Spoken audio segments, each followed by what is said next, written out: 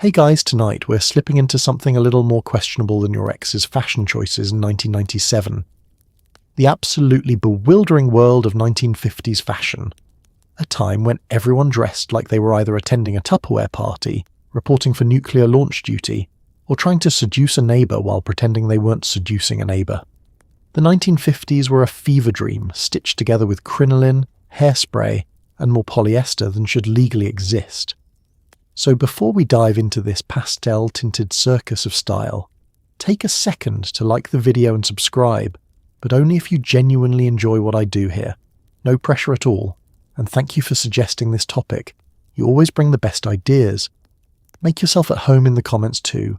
Tell me where you're listening from and what time it is. It's always 2 a.m. somewhere, and apparently that's when we collectively decide to listen to someone whisper about history.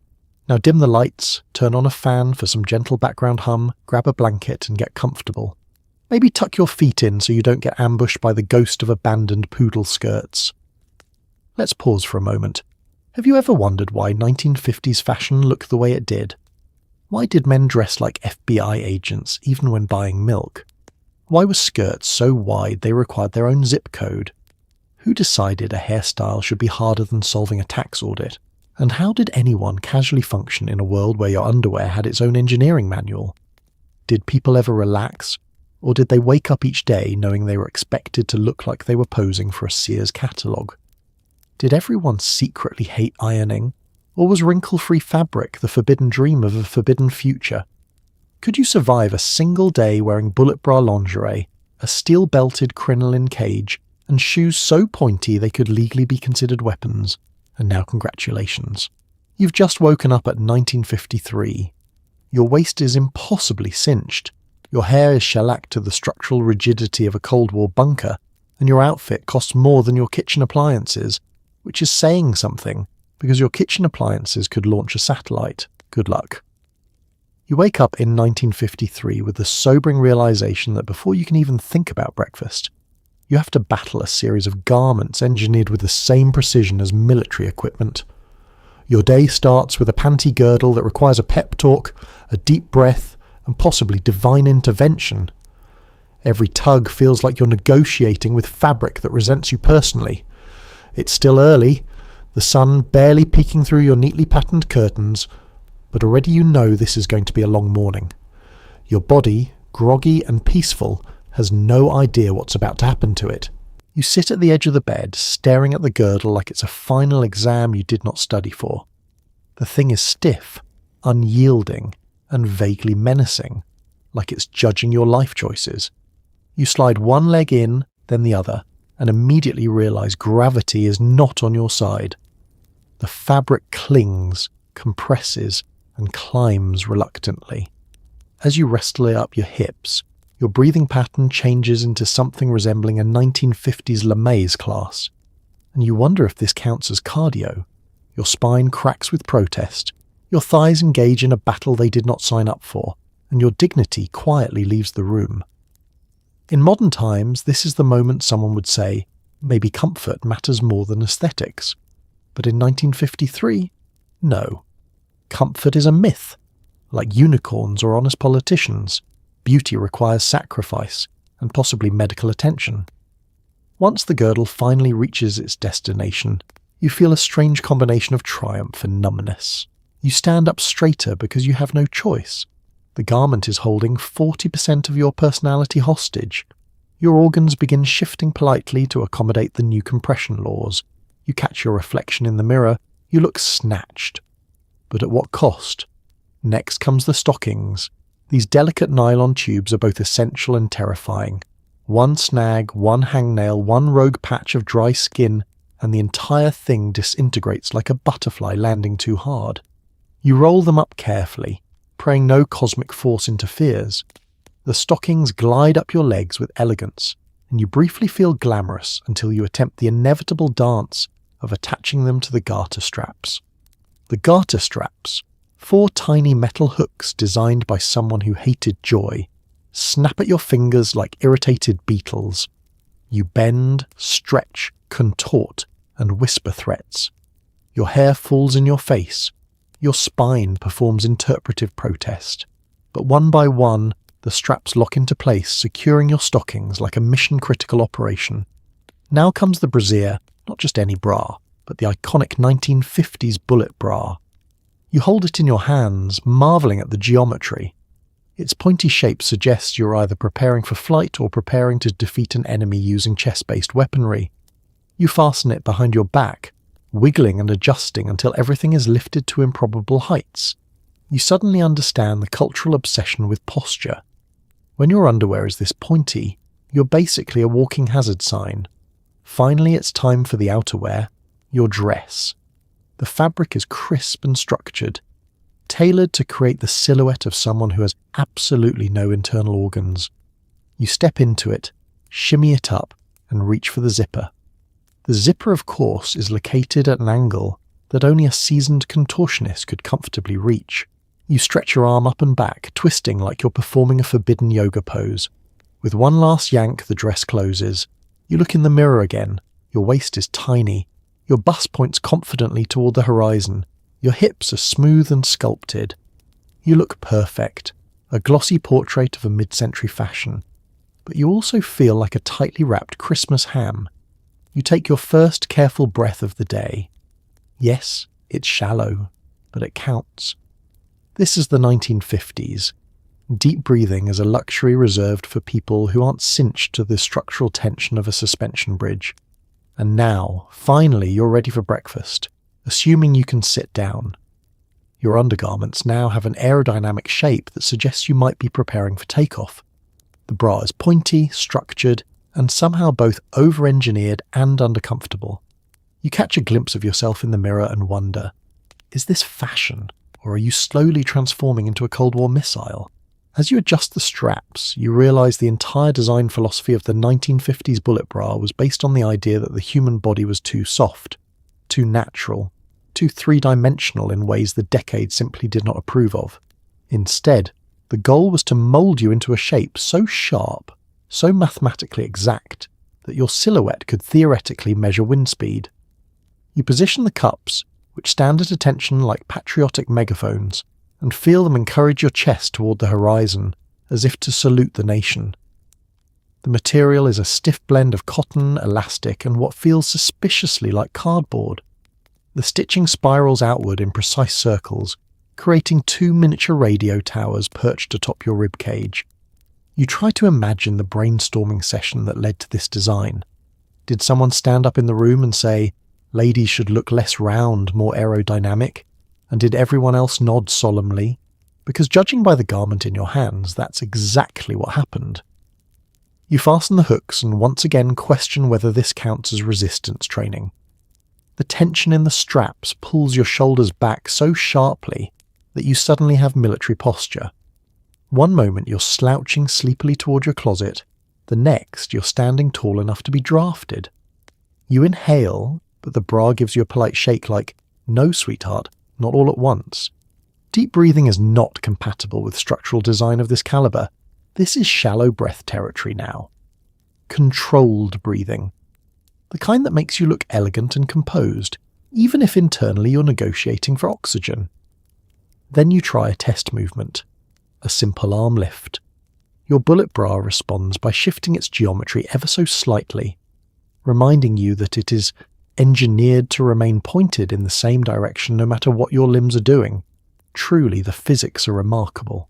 Were the designers former aircraft engineers? Because the way this thing holds its shape suggests training in aerodynamics, architecture, or perhaps siege weaponry. You add a blouse over top, smoothing the fabric carefully so it doesn't wrinkle around the bra's enthusiastic peaks. The blouse now drapes in a way that gives you the outline of someone who knows secrets, military secrets. You try another glance in the mirror, and your reflection says, you are no longer a civilian. Walking becomes its own event. Each step is accompanied by a faint awareness of structural vibration, the kind you feel when a bridge supports too much traffic. You imagine yourself walking past a group of men in suits. They stop mid-sentence. Not because you look alluring, though yes, technically that's part of it, but because your silhouette looks like it could intercept radio frequencies. Sitting down is even more thrilling. The bra remains ramrod straight while your ribcage attempts to adjust.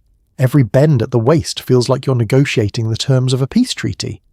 Your torso says, "We just want to fold slightly," while the bra says, "Absolutely not, we stand firm." And the strangest part? Everyone wore these. Housewives, secretaries, movie stars, all united by the communal experience of feeling mildly weaponized. Even Marilyn Monroe, the icon of softness, was out there projecting a silhouette sharp enough to slice a tomato. You pause, looking at yourself again. The shape is surreal, sculpted, defiant of gravity and nature. It's uncomfortable, yes, but also undeniably iconic. You understand why women wore it. Society demanded symmetry, height, precision, and this bra delivered all three with militaristic enthusiasm. So you take one last shallow breath, straighten your impeccable posture, and step into the day knowing that if fashion ever becomes combat, you are absolutely prepared. Next comes the waist cincher, arguably more dangerous than anything produced by the Pentagon. You pull, you hook, you wheeze. Your organs shift like startled pets. Suddenly you understand why fainting couches existed. You stare down at the contraption, equal parts intrigued and afraid.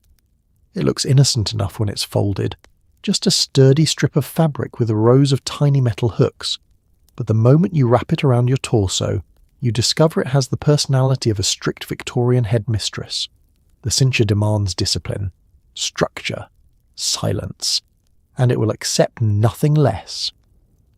You wrap it around your midsection and begin fastening the hooks from top to bottom, the metal clicking into place like the locking mechanisms on a Cold War submarine. As you work your way downward, you can feel the garment's intentions becoming clearer. It's here to shape you, compress you, and maybe compress your soul a little bit too. By the time you reach the last hook, you're already experiencing the first side effects. A light buzzing sensation around your ribs, a subtle awareness that your lungs can no longer expand to their full cheerful potential, and the faint but growing suspicion that your digestive system has just filed a formal complaint. You stand up straighter, not because you want to, but because the cincher insists. Every vertebra has been recruited for posture duty. You look like someone who's about to teach etiquette in a castle. Your shoulders naturally glide back, your waist draws in, and your breathing becomes shallow and elegant. You take your first careful step, and the cincher reminds you that bending at the waist is now a historical concept. You don't bend, you hinge. Every motion feels like you're wearing a personal exoskeleton, designed by a team of engineers who have never met a human body. You reach for something on the floor, and immediately realize the floor is dead to you now. Objects you drop are gone forever. But despite the discomfort, you have to admit, the shape is stunning. Your waist has transformed into the kind of exaggerated hourglass that only exists in cartoon physics and 1950s advertising. You could stand next to a Coke bottle, and the Coke bottle might feel self-conscious about its proportions. You walk toward the mirror and pause to admire your reflection. It's dramatic, defined, regal. You look like a glamorous figure who could walk into a supper club and cause a hush to fall over the room, though you'd be doing it very slowly, because oxygen is now a limited resource. You try sitting, forgetting momentarily that sitting is no longer an option. You lower yourself onto a chair and immediately feel the cincher push back, as if to say, "Sweetie, no." So you perch instead, delicately, carefully, hovering like an anxious Victorian ghost. The strangest part of all this is realizing women did this every day. Not for a costume party, not for a special occasion. Daily. Rain or shine, work or errands, cooking or hosting, there it was, the cincher, gripping them gently but firmly like a determined personal trainer. You think about the fainting couches, those plush, romantic pieces of furniture that now make spiritual sense. Of course, women needed somewhere to collapse. You would too, if your digestive system was pushed up into your lungs and your spine was supporting more tension than a suspense thriller. And yet there's a kind of power in it. The cincher doesn't just shape your body, it shapes your presence. Your silhouette becomes architecture. People notice you. Not because you're loud, but because you look meticulously composed, impossibly polished, and slightly dangerous, like someone who could shatter into diamonds if tapped wrong. But as the minutes pass, you begin to feel a tingling sensation in your fingertips. Probably normal. Maybe. Your breathing becomes meditative by necessity. You start weighing the pros and cons of rib removal. Finally, you exhale the fraction of air the cincher allows, smooth your skirt, and accept your fate. This is your life now. Elegant, structured, slightly hypoxic. And with that, you move on with your morning, praying you don't sneeze. You shimmy into a skirt so large it could block a hallway. Underneath it is a swirling tower of stiff petticoats that rustle like you're smuggling plastic grocery bags. Sitting down is no longer a casual decision, it's a tactical operation. The moment the skirt settles around you, you feel its presence, an enormous personal weather system made of fabric and determination. It surrounds you like a territorial house cat, taking up space with complete confidence and absolutely no apology. You try taking a step, but the skirt moves half a second after you do, gliding forward with a slow, dramatic sweep that implies you're entering a ballroom, even if you're just walking to the kitchen. Beneath the outer layer is the true culprit, the crinoline cage, a contraption of stiff petticoats stacked like geological layers of fashion. Each layer adds volume, each layer adds weight, each layer reminds you that you will not be casually walking through narrow spaces today. The sound alone, a dry rhythmic rustle, follows you like a personal soundtrack of crunchy elegance. You attempt to turn around, miscalculating the required circumference, and accidentally sweep a lamp off a table. The skirt, unfazed, continues to pivot with all the grace of a rotating satellite dish. You bend down to fix the lamp, or rather, you attempt to. The skirt, offended at your initiative, balloons forward, knocking over a magazine stack and gently tapping the back of your knees like an assertive sheepdog. Standing back up becomes its own microdrama. You must rise slowly, carefully, because the skirt is no longer just clothing, it's architecture. The petticoats expand around you like a tensile dome that decides how quickly you may return to vertical form. Walking is equally theatrical. You must lift the skirt slightly to navigate stairs, which requires using both hands and sacrificing any ability to defend yourself from incoming hazards, such as a rogue child or a mid-century husband carrying hot coffee. And every stair step creates a billowing effect that makes you feel like a parade float ascending into heaven. But sitting, sitting, is the ultimate challenge. First, you must approach the chair, align yourself with the precision of docking a spacecraft, and slowly descend while nudging the skirt into position. If you move too fast, the skirt rebels, collapsing in unpredictable directions and rising in others, creating a sort of fabric whirlpool that traps your legs like a gentle but determined octopus.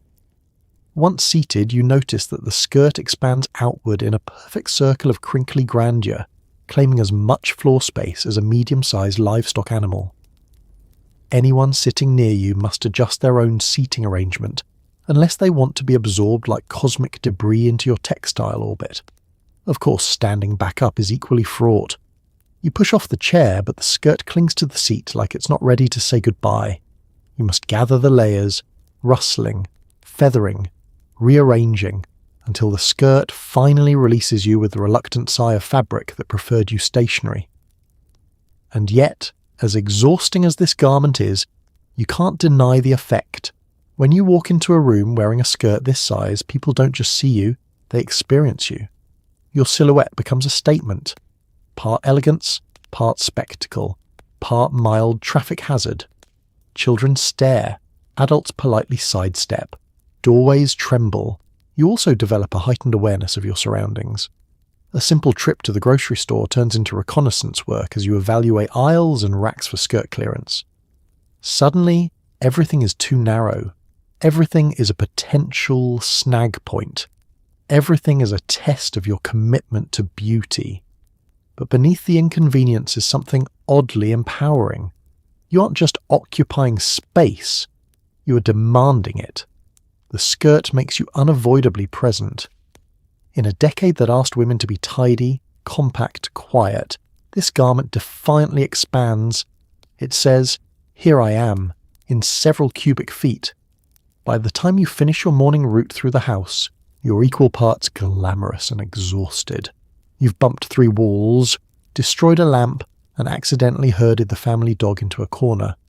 But you look magnificent, a moving sculpture of mid-century femininity. And now, if you could just figure out how to fit through the kitchen doorway, you might finally get that breakfast. Your heels are impossibly narrow, aggressively pointed, and certain to give you lifelong opinions about podiatry. Every step is a gamble. The arch support, absolutely theoretical. You stare down at the shoes, each one shaped like a glossy little torpedo, and wonder what the designers were thinking. Did anyone in the 1950s have toes? Because based on these silhouettes, the answer appears to be no, and how dare you ask? The pointed toe narrows into a triangle so sharp it could probably open mail, and the heel rises at an angle that suggests the shoes were created by a committee of flamingos. You slip your foot in, or rather, you attempt to. The shoe resists, as though, offended you think you deserve entry. You wiggle, push, and angle your toes diagonally, hoping they'll flatten like polite little pancakes. Once inside, the shoe envelops your foot in a firm, unyielding embrace that says, "Welcome, now suffer." Standing up in these heels is a whole separate challenge. Suddenly your weight redistributes itself into a physics experiment. Your entire body must balance on a heel thinner than a pencil, and a toe box that could comfortably house maybe 1.5 toes. You wobble slightly, feeling muscles you didn't know existed wake up in startled confusion. Taking that critical first step feels like walking across a field of decorative landmines. The floor seems further away, your calf muscles engage in a dramatic soliloquy, and your ankles whisper nervously among themselves. You take one careful step, then another, feeling as though each footfall is being graded by an invisible judge who enjoys chaos. The sound of the heels, that sharp, rhythmic click, echoes with authority. You sound confident. You sound powerful. You sound like someone who might fire a secretary for filing something alphabetically instead of thematically. But inside the shoe, it's a war zone. Your toes have begun a silent rebellion. The ball of your foot is convinced it's dissolving. Still you press on. Because this is 1953, and suffering for fashion is not only normal, it's expected. The magazines show women gracefully posing on these needle-thin stilts, smiling as though their joints aren't dissolving into dust. You realise the real secret of that smile. It's the gritted determination of someone too proud to collapse. You try walking faster, but the shoes quickly remind you of their rules. Small steps. Controlled steps. Steps that communicate elegance but not haste. Because hurrying in heels like these is how you meet God early. Your ankles tense with every movement, forming a support system out of pure desperation. Then comes the true test. Uneven ground. A sidewalk crack, a rug edge, a slightly textured floor. Any of these could send you careening into the arms of a startled passerby. You hover over the surfaces like you're performing a magic trick, trying not to place weight anywhere that looks suspicious, and heaven help you if you drop something. The shoes make bending down nearly impossible. You can't crouch, you can't squat, you can barely tilt forward without the heel staging a protest. So you perform the classic mid-century maneuver, bending at the hips like a malfunctioning crane, keeping the legs perfectly straight while your upper body dives toward the floor. You retrieve your item with the grace of someone doing interpretive dance about chronic foot pain. But despite everything, the discomfort, the danger, the sudden awareness that your pinky toe has gone numb, there is something undeniably transformative about these shoes. They lengthen your legs, refine your posture, and force your walk into a slow, deliberate strut.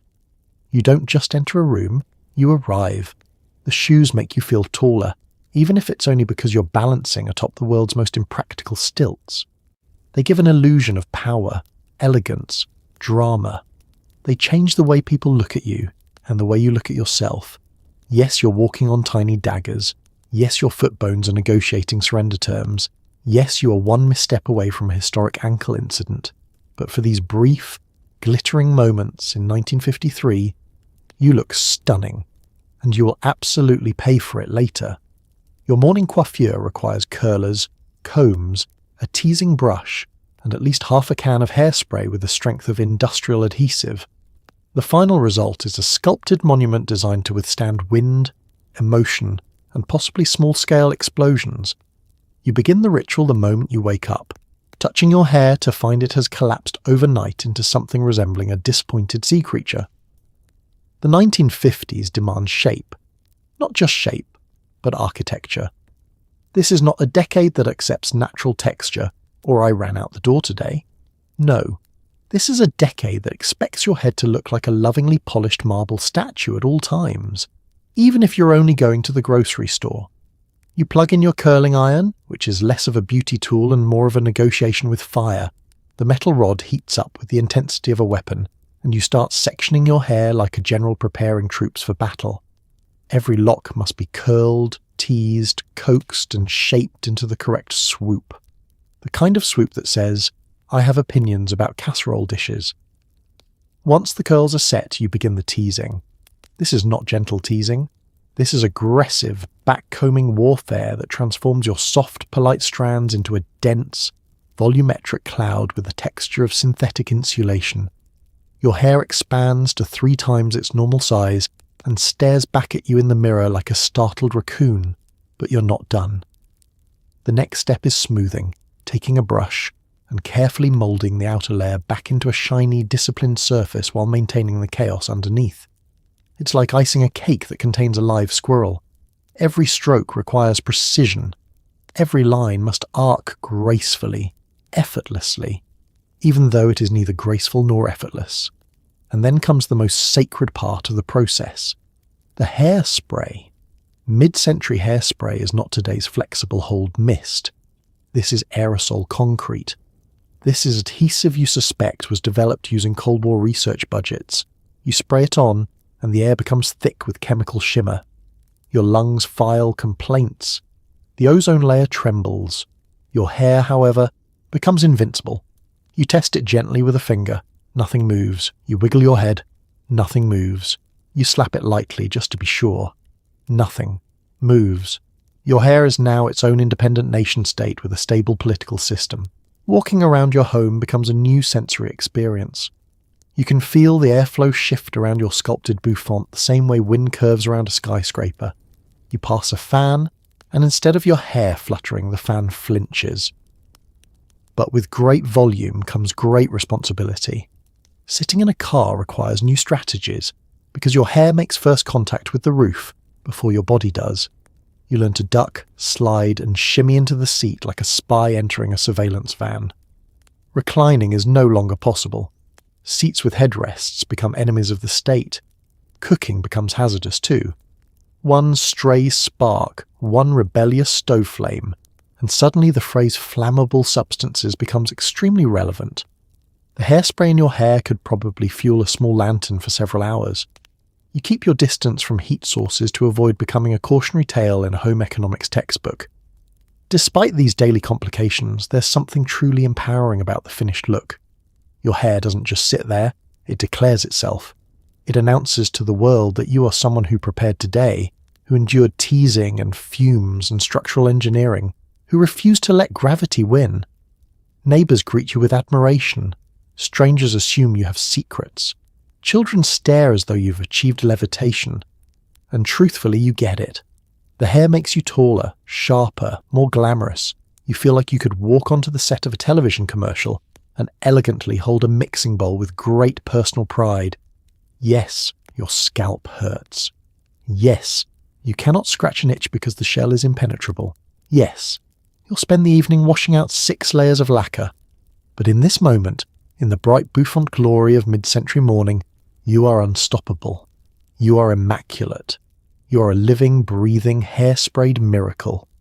Makeup in the 1950s wasn't applied, it was built. Foundation, powder, rouge, liner, mascara, and a lipstick so matte it could double as house paint. You look gorgeous, yes, but also slightly dehydrated.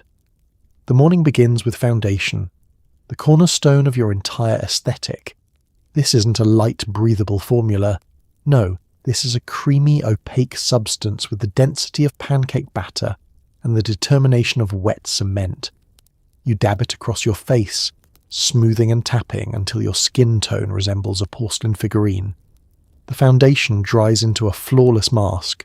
Beautiful, yes, but with the texture of a fully primed wall.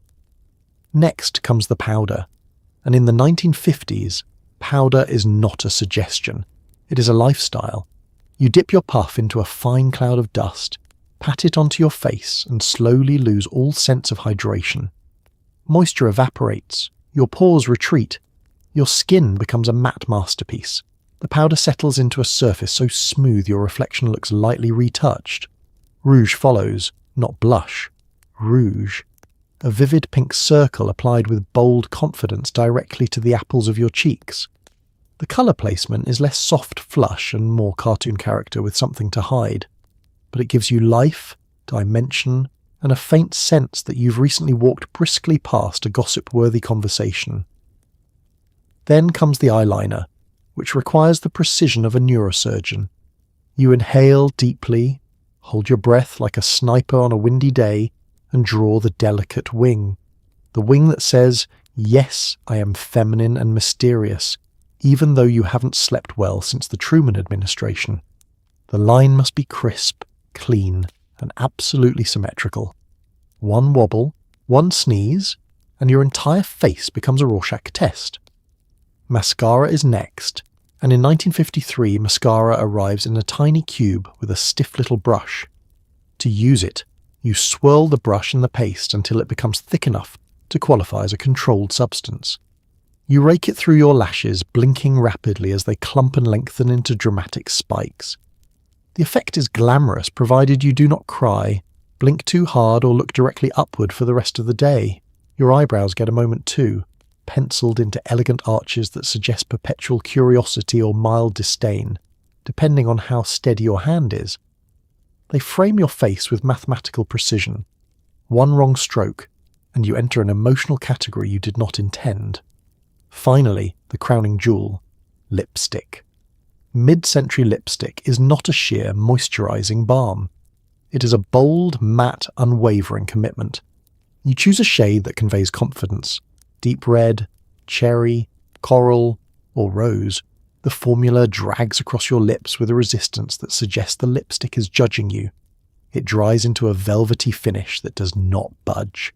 Not for water, not for food, not even for emotional breakdowns.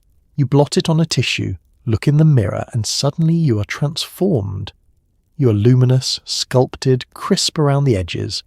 You look like someone who should be holding a casserole dish while smiling at a camera crew. The makeup amplifies your features to cinematic levels, creating an idealized version of yourself that photographs beautifully and blinks cautiously. But beneath the glamour is the inevitable reality. Your face feels tight, like it's been shrink-wrapped onto your skull. Smiling becomes a calculated decision. Laughing? Absolutely not. Crying? Illegal. You maintain a serene, poised expression, because anything more dynamic risks cracking the structural integrity of your makeup shell. And yet, there's something undeniably magical about the process. Layer by layer, you've built a version of yourself that matches the fantasy of the decade. Polished, perfect, untroubled by the complexities of pores or facial flexibility. You look ready for anything. A party, a PTA meeting, a casual encounter with a movie director who thinks you have star potential. Even though you feel slightly desiccated and vaguely flammable due to the amount of powder on your face, the final result is worth it. You look iconic, refined, impossibly elegant. You look exactly like the 1950s wants you to, even if your skin is quietly begging for moisturizer. Even though you're only eating cereal, you're expected to look television ready. Housewives wear dresses, pearls, and aprons so crisp they could hum with electricity. You, meanwhile, are one misplaced coffee drip away from catastrophe.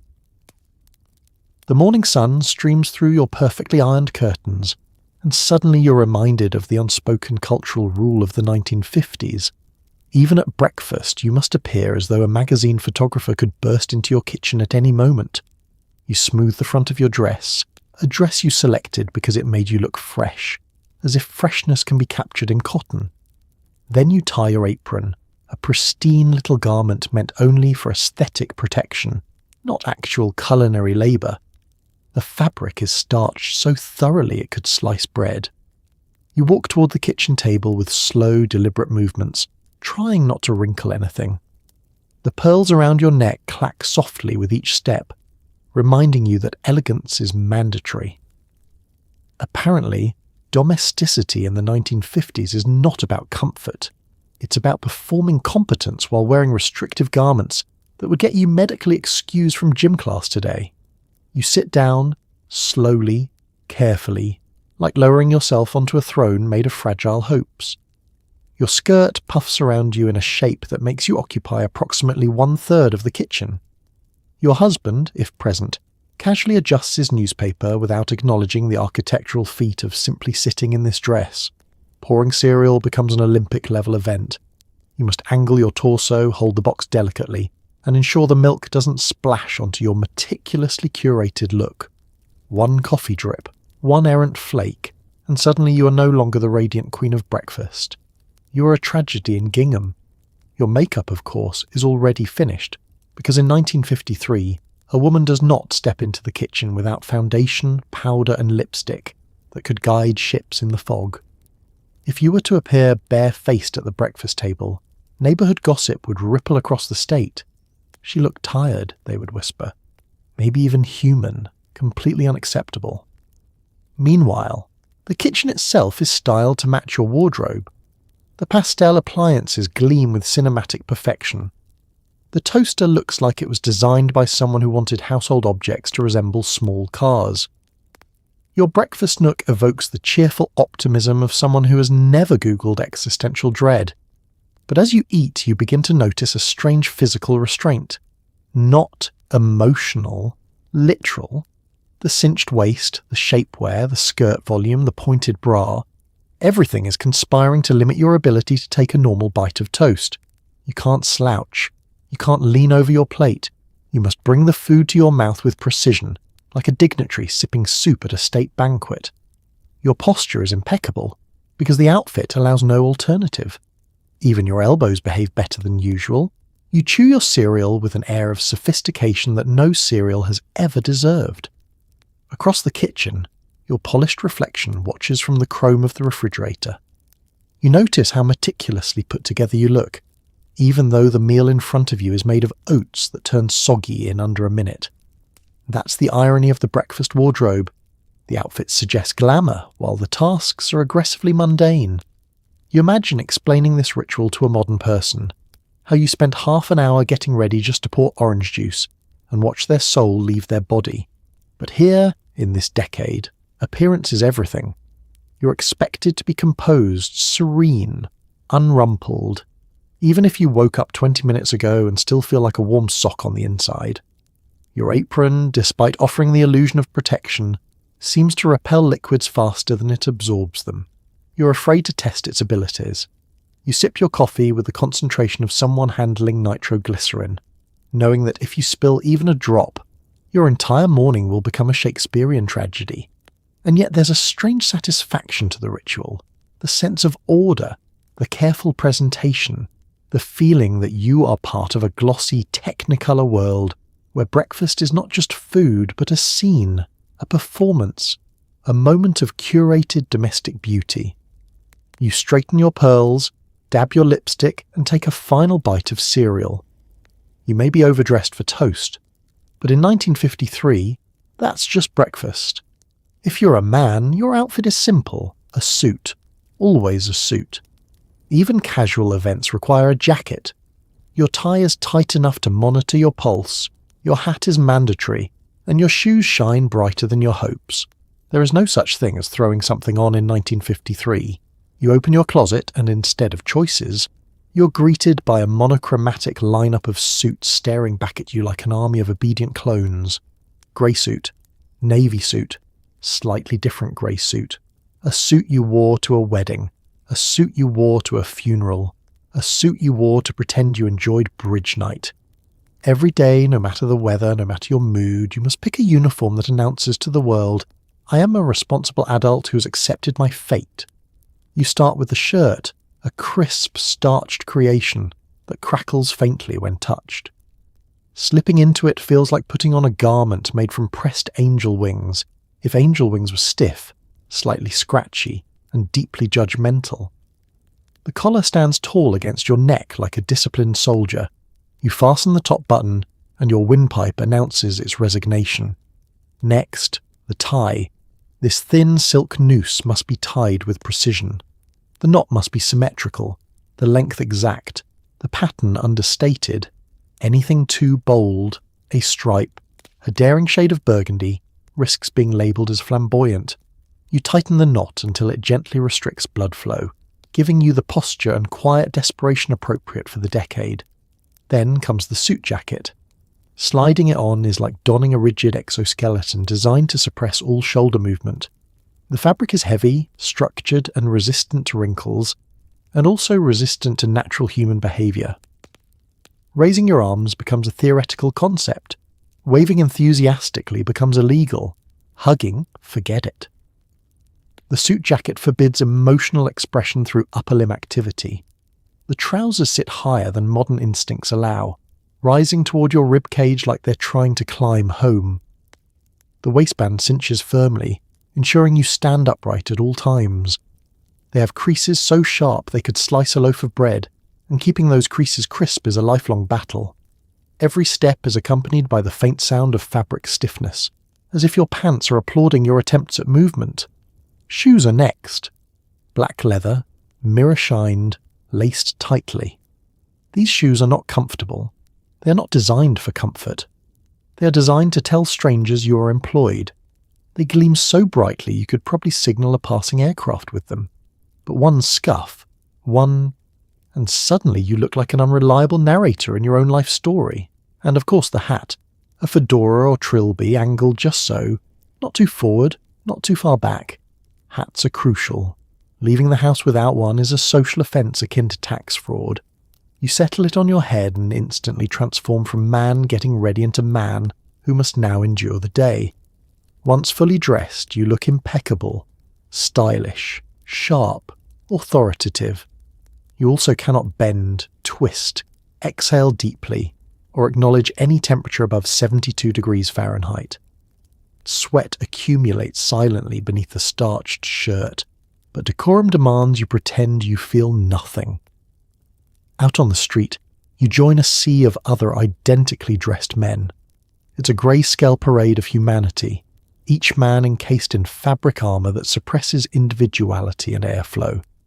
When you greet someone, you both nod, acknowledging your shared burden. You are soldiers in the suit and tie apocalypse, trudging forward with resolve and limited range of motion. Even casual events offer no escape. Going to a barbecue? Wear a suit. Picking up dry cleaning? Suit. Just stepping outside to check the weather? You guessed it. Suit. If you wear anything less formal, the neighbours will phone the authorities to report moral decline. But beneath the structure and rigidity, there's something oddly comforting about the uniformity. You never have to wonder what to wear. You never have to question whether you look respectable. The suit answers all.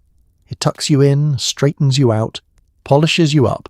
You look like stability, reliability, a man who knows what he's doing even if he absolutely does not. As you adjust your tie one last time, you take a shallow breath, the maximum allowed by this outfit, and march into the world.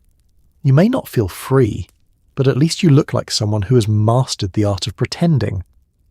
Women's hats range from tiny decorative saucers perched precariously on your skull to full floral arrangements that threaten to attract bees.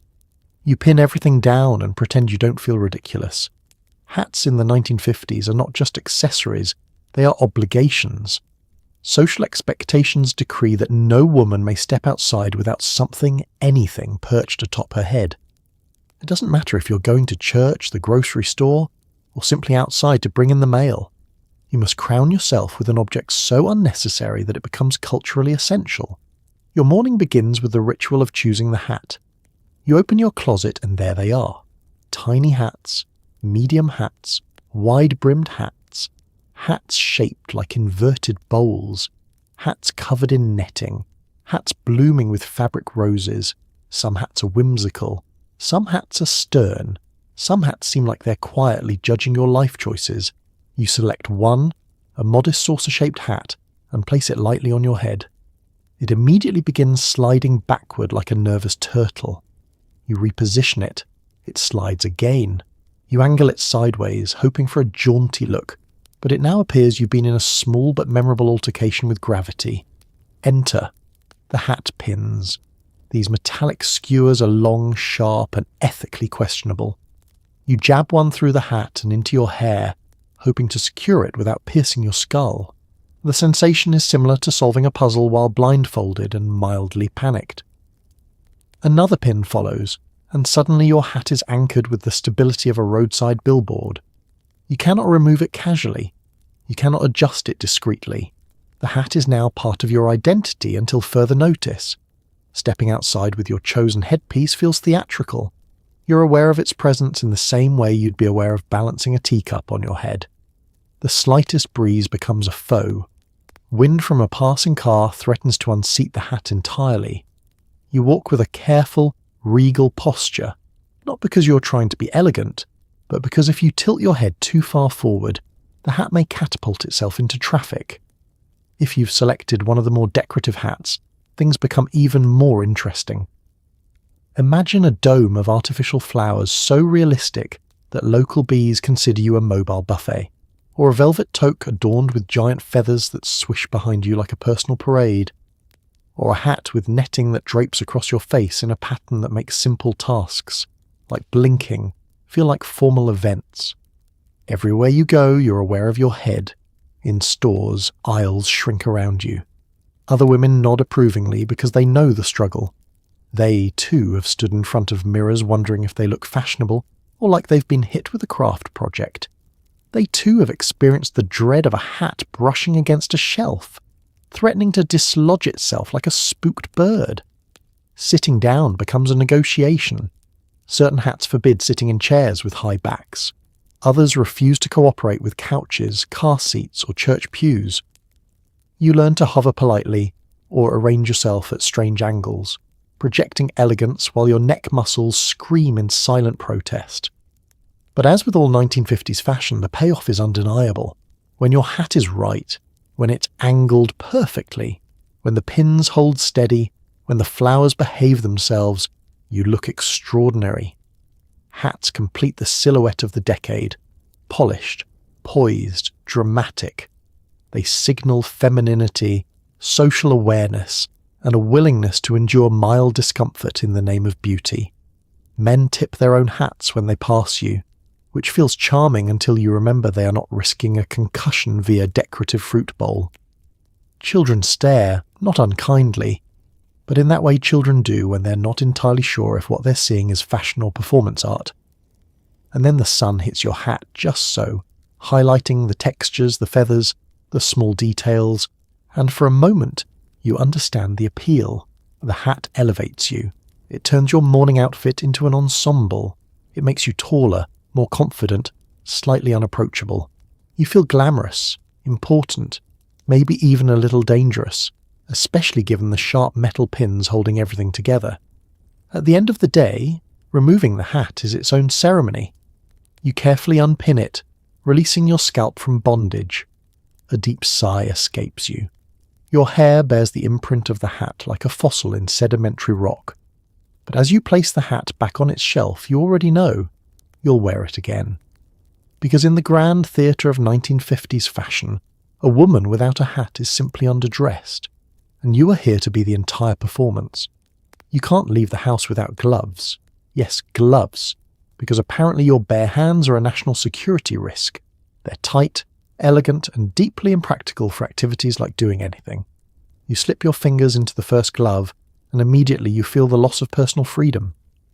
The material stretches snugly around your skin, compressing your hands into smooth, delicate paddles. These aren't gloves for warmth, protection, or utility.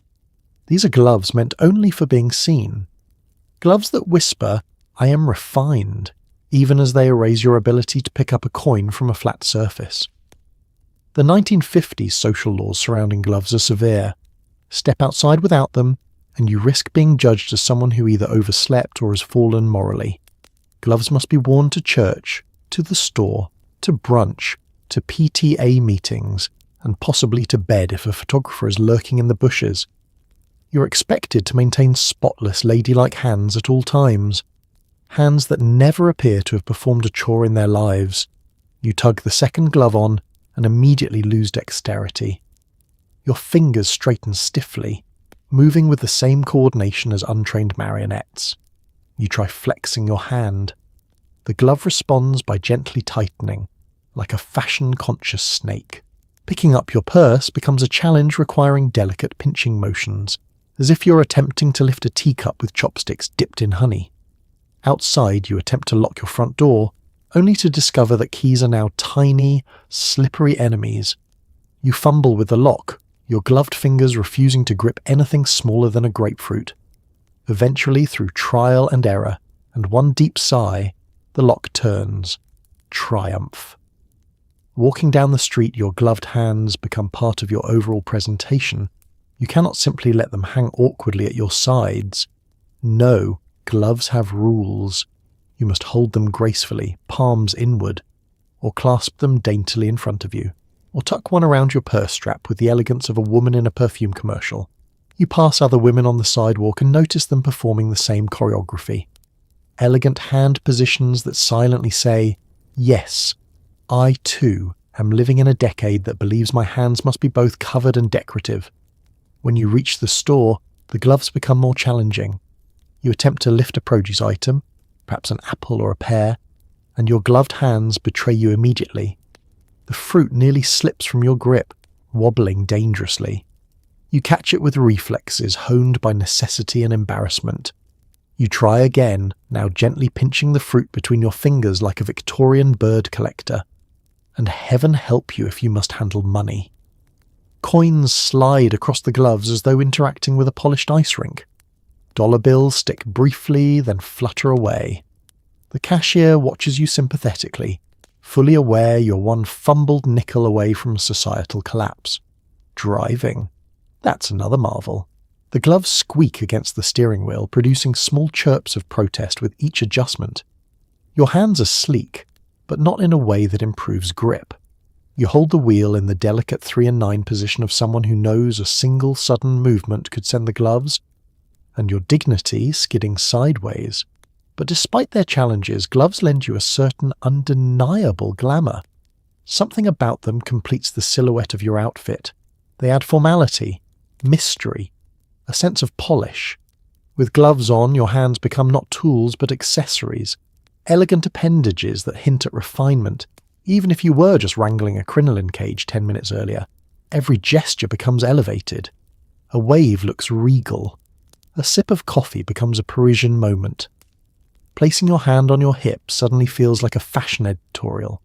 Yes, you may be unable to open your own lipstick tube while wearing these things, but you look fabulous.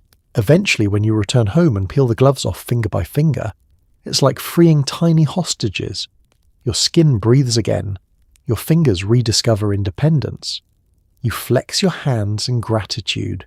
Sweet, sweet mobility. But as you place the gloves neatly in their designated drawer, you already know that tomorrow they will return. They will imprison your fingers, challenge your motor skills, and elevate your outfit all over again. Because in 1953, elegance isn't optional, it's mandatory, even for your hands. Your handbag is small, firm and heavy, containing exactly one lipstick, a handkerchief, and an existential amount of coins. You swing it like both an accessory and a potential weapon. The 1950s purse is not a bag. It is a statement. A glossy, structured, perfectly rectangular object that must remain rigid at all times, like a tiny judgmental suitcase. When you pick it up, it doesn't drape or flex or conform to your body. No, it holds its shape with the proud stubbornness of a vault, reminding you that femininity in this decade is supposed to be compact, organised, and slightly dangerous. You open the purse, carefully because the metal clasp snaps with the force of a mousetrap, and peer into its cavernous interior. It looks enormous from the outside, but inside it has the storage capacity of a hollowed-out dinner roll. You attempt to place something meaningful inside, a wallet maybe. Absolutely not. The purse refuses. You are allowed one lipstick, one compact mirror, a small handkerchief, and a scattering of loose coins heavy enough to destabilize a minor economy. Anything else is considered excessive and will not fit without consequences. You tuck in your lipstick, the shade carefully chosen to match your outfit or your mood, or your desire to feel alive despite wearing a cincher. Then the handkerchief, folded with surgeon-like precision. The coins follow next, clinking softly like the sound of your financial limitations. Somehow, even this modest cargo transforms the purse into a mysteriously dense object, as though fashion has discovered a material more weighty than granite. Outside, as you head down the street, you carry the purse with deliberate poise. You cannot swing your arms freely. The purse controls your movement like a small lacquered dictator. You hold it tightly, elbow bent, positioned near your hip as though protecting a national treasure. Other women do the same, forming a silent sisterhood of purse carriers who have all collectively agreed never to let these items fall below waist height. Trying to open the purse in public becomes its own ceremony. You must stop walking, because walking and unclasping at the same time is a feat reserved for Olympic gymnasts. You pry open the metal clasp, which snaps loudly enough to startle anyone within arm's reach. Then you retrieve your item of choice, a lipstick for touch-ups, a tissue for polite emotional displays, or a coin for the bus fare you're absolutely going to drop the moment the glove-to-coin contact ratio betrays you. Inside department stores, the purse becomes both your tool and your burden. You attempt to examine items on the shelf, but because the purse is essentially a weighted brick with a handle, it keeps swinging forward, bumping into counters, mannequins, and occasionally other human beings.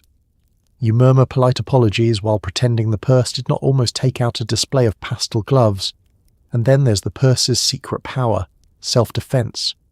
Women in the 1950s would never admit it, but every single one of them knew that a well-aimed swing of a heavy, coin-laden handbag could neutralize almost any immediate threat. The purse is dense, it is sturdy, it is structurally sound. There is a reason no one argued with a determined housewife wielding one. Of course, the purse also plays a social role. Set neatly beside you at lunch, it conveys elegance. Clutched in your lap at church, it communicates reverence. Held tightly during gossip sessions, it becomes an emotional anchor. The purse is not just an accessory. It is a tiny portable stage on which your composure, your preparedness, and your commitment to mid-century aesthetics are on full display. But the funniest part? Despite all of its rigidity and rules, the purse still manages to become a chaotic abyss the moment you need something urgently. You reach in for a specific coin, and your fingers encounter everything except what you're looking for. The lipstick rolls around like a rebellious marble. The handkerchief hides in the corner. The coins reorganize themselves into a pattern designed to embarrass you. Eventually, after digging with the determination of a paleontologist, you find what you seek. You close the purse, snap, with a satisfying sound of finality. But even with its impractical shape and mysterious weight distribution, the purse completes your ensemble perfectly. It's polished, it's proper, it's packed with exactly 3 items and 8 pounds of implied authority. You walk on, purse in hand, knowing that at any moment you can reapply your lipstick, dab politely at your emotions, or defend democracy if needed. Everyone on the bus looks immaculate. No one can breathe properly. Petticoats consume half the aisle. Men glare politely while sweating into their wool suits. You try to remain upright and ladylike while your crinoline attempts to colonize neighbouring seats. You board the bus like a courageous pioneer entering a new land, except the land is already overcrowded with stiff fabrics, personal space violations, and enough hairspray to change the weather. The bus door opens, and you attempt to step up, only to remember your skirt moves on a delay. Your foot enters the bus while your crinoline, in its majestic width, remains outside, filtering light like a decorative lampshade. After a gentle tug and a whispered threat, the skirt joins you. Inside, the air is a mixture of perfume, shaving lotion, wool fibres, and mild despair. Every passenger is dressed as though they're heading to a photo shoot, because in the 1950s, even public transportation is a formal affair. The women sit tall and rigid, corseted and cinched, their hats pinned like ornate surveillance devices. The men look equally stiff, trapped in suits that grow progressively more humid with each stop. Sweat forms polite, gentlemanly halos around their collars. You grip the metal pole for balance, your gloved hand squeaking against it like a distressed mouse. The bus jerks forward, and your crinoline swings outward, expanding dramatically and brushing against three strangers who now know more about the texture of your petticoats than they'd like. You mumble a soft apology, though this is not your fault. This is the fault of mid-century fashion and its insistence that women move through public spaces shaped like mobile meringues. You attempt to sit, but the seat is tragically narrow, designed for bodies that are not wearing architectural undergarments. You hover at first, calculating the angle of descent the way a pilot calculates landing gear. The skirt fluffs, collapses, expands, and finally settles in a semicircle that infringes on your neighbour's legroom. The man beside you, sweating silently into his suit jacket, shifts an inch but cannot flee. He is trapped by his own pleated trousers and the stringent social expectation never to appear inconvenienced. Across the aisle, another woman experiences her own battle. Her hat, a large floral creation resembling a travelling garden, keeps brushing against the window every time the bus hits a pothole. She tilts her head, adjusting her posture to avoid decapitation, but the flowers continue to sway ominously, threatening to introduce pollen into the ventilation system. At the front of the bus, a man removes his hat, only briefly, to dab his forehead with a monogrammed handkerchief. His hair, lacquered into submission with brilliantine, does not move. He replaces the hat immediately.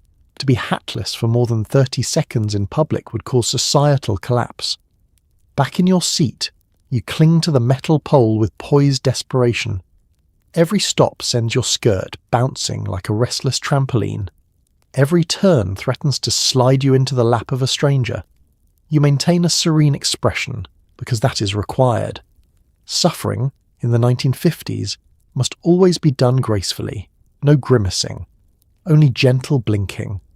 A sudden jolt causes your crinoline to billow dramatically and briefly eclipse the view of the passengers behind you.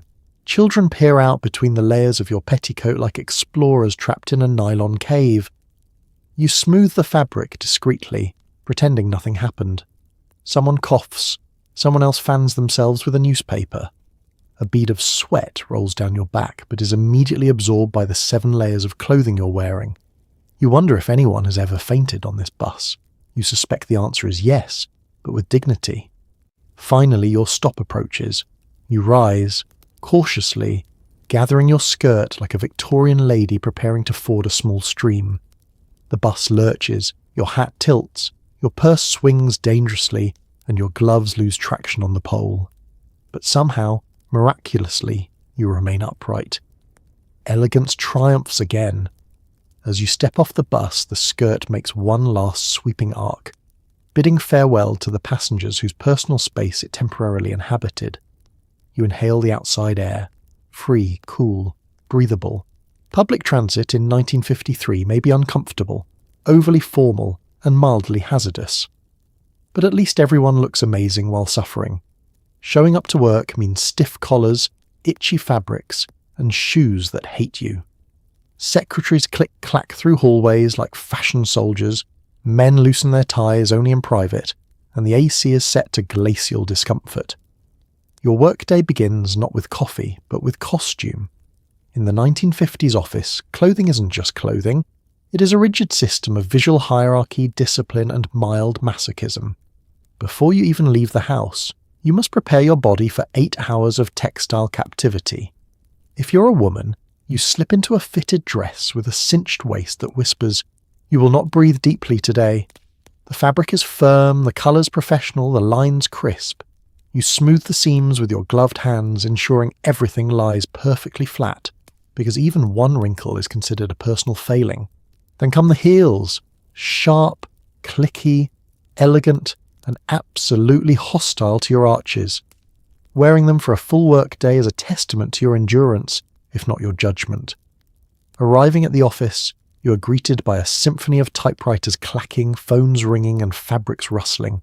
Secretaries dart across the floor with the precision of trained dancers. Their heels announce their presence with every step. Click-clack, click-clack, a percussive soundtrack of efficiency. Their hair is perfect, their lipstick exactly within the lines. They smile professionally, even as their shoes gnaw quietly at their toes. Men, meanwhile, arrive dressed in identical suits, each one looking like a grayscale carbon copy of the next. Their collars are starched into geometric shapes that defy all natural neck movement. Their ties are pulled snugly, not yet loosened, because that act of rebellion is reserved for after 5 p.m, and only behind closed doors. Their jackets remain on unless the temperature becomes life-threatening, or a superior explicitly gives permission. The office temperature, however, seems determined to test everyone's resolve. The air conditioning unit, a massive metal machine that sounds like a jet engine struggling emotionally, blasts Arctic wind into the workspace. Papers flutter. People shiver. Coffee cups tremble. Women wrap their cardigans tightly around their shoulders, though the cardigan must match the dress, and the dress must match the shoes, and the shoes must match the posture demanded by society. But it's not just the cold, it's the itchiness. Everything in office attire is slightly abrasive, like the clothing is attempting to exfoliate your soul. Men's wool suits trap heat and prick skin. Women's dresses have seams that rub persistently against ribs and shoulders. Nothing breathes, nothing stretches, nothing adapts to human weight or emotion. Even basic tasks become complicated by office fashion. Reaching for a file cabinet drawer requires bending at the knees, because bending at the waist risks splitting a seam or dislodging a carefully engineered hairstyle. Carrying stacks of paper feels like trying to transport documents while wearing medieval armour. Sitting at your desk is its own exercise in posture maintenance. You perch delicately, mindful of wrinkles, mindful of skirt riding, mindful of the cincher underneath reminding your lungs to behave. Crossing your legs must be done elegantly, not too fast, not too high, always angled. If you're a man, the suit pants ensure your knees remain decorously controlled while the tie grazes your desk with quiet judgment. Lunch breaks offer a brief reprieve, though even then, no one truly relaxes. Women eat carefully, protecting their lipstick and guarding their blouses from spills. Men slip off their jackets in hidden corners, fanning themselves like Victorian heroines. Conversations remain polite, formal, and slightly strained by the collective discomfort of people wearing far too many layers. By the afternoon, fatigue sets in. Heels pinch, collars constrict. Foundation itches. Someone's hat elastic has begun carving a faint but permanent line across their forehead. Men subtly tug their ties forward for microscopic airflow. Women adjust their stockings, hoping the seams haven't twisted and betrayed them. And everyone, absolutely everyone, silently curses wool. Finally, the workday ends, and in that moment, you witness a transformation. Ties loosen instantly, as though spring-loaded. Top buttons pop open, jackets come off. Heels slip off feet before the elevator even arrives. People breathe deeply for the first time in hours. The office attire, that fabric prison, begins to crack. But tomorrow you will put it all back on. Because in the 1950s, workplace, professionalism is measured in thread count, posture, and your willingness to endure mild suffering with a smile. You step outside, liberated temporarily, knowing that fashion once again has won. Teenagers rebel not with ripped jeans, but with skirts featuring puppies. The poodle skirt is massive, adorable, and wholly impractical, but it spins nicely, and that's really all teens care about. You stand in front of your mirror, tugging the waistband of your newest poodle skirt, a swirling masterpiece of felt, stitching, and teenage optimism. It is enormous, it is heavy, it is impractical in every measurable way. And yet, when you give it that first experimental twirl and watch the hem flare out like a pastel mushroom cloud, you feel the power of mid-century youth culture. I look adorable, and no adult can stop me. The poodle skirt is the closest thing the 1950s has to a teenage protest sign. Adults expect modest hemlines, polite posture, and subdued colours. Teens respond with giant circles of felt decorated with bright appliques of dogs wearing rhinestone collars. Nothing says I'm becoming my own person like a dog-themed parachute wrapped around your lower half. And of course, you don't wear the skirt alone. Oh no, this is a look. You pair it with a cinched cardigan, saddle shoes requiring orthopedic courage, and bobby socks folded neatly at the ankle. Your hair is ponytailed, tied with a ribbon so crisp it could cut fruit. The overall effect is innocent, stylish, and slightly aerodynamic. Moving through the house in this outfit requires patience, because the skirt has a tendency to catch on table corners, doorknobs, and the legs of oblivious siblings. You swish into the kitchen and nearly knock over a bowl of fruit. Your mother pretends not to notice. She remembers being young too. She also remembers laundry day. Outside, the neighbourhood sees you and immediately knows what kind of teen you are. You're the girl who knows which boys are cute, who practices dance moves in the living room, who listens to records while staring dramatically at the ceiling. You have opinions about soda fountains and absolutely none about politics. At school, the skirt becomes a social tool. You and your friends gather in hallways like a cluster of pastel storm clouds, skirts brushing against each other with that signature felt-on-felt whisper. When you walk, the skirt sways with purpose. When you stand still, it drapes around you like a personal tent. And when you sit well, that's where things get complicated. To sit in a poodle skirt, you must gather the entire circumference, all 12 to 15 feet of it. Bunch it gently, fan it behind you like a collapsible parachute, and lower yourself into the chair with theatrical dignity. If you move too quickly, the skirt puffs upward in protest, creating a fabric mushroom that could conceal a small family of raccoons. Other teens pretend not to laugh. They're wearing the same thing. Their time will come. The reason teenagers adore these skirts is simple. The dance floor. Sock hops are the arena in which the poodle skirt achieves its final form. When you spin, the skirt lifts, extends, and transforms you into a pastel tornado. The boys watch in awe, partly because it looks cool and partly because they are terrified of being struck by the expanding hemline. Dancing in a poodle skirt feels like freedom. The music is loud, the gym floor is polished, and for a moment all the rules of adulthood melt away. The skirt spins, your ponytail swings, your saddle shoes squeak. You're a whirling threat to anyone standing too close, but you don't care. Teenagers never do. Of course, not everyone approves. Some adults argue that the skirts are frivolous, excessive, even dangerous. They say teenagers should dress modestly, practically. Teens respond by adding sequins to the poodle's collar. By the end of the day, your legs are tired, your hair ribbon is crooked, and your skirt has collected enough dust to qualify as its own ecosystem. But you feel spectacular. You look spectacular. And more importantly, you feel like part of something bigger. A generation discovering itself through fashion that makes absolutely no sense but brings immeasurable joy. Because in 1953, rebellion doesn't require leather jackets or loud music. Sometimes it just takes a giant skirt, a dancing floor, and a poodle with a rhinestone leash. You attempt to dance, but your skirt has the aerodynamics of a parachute.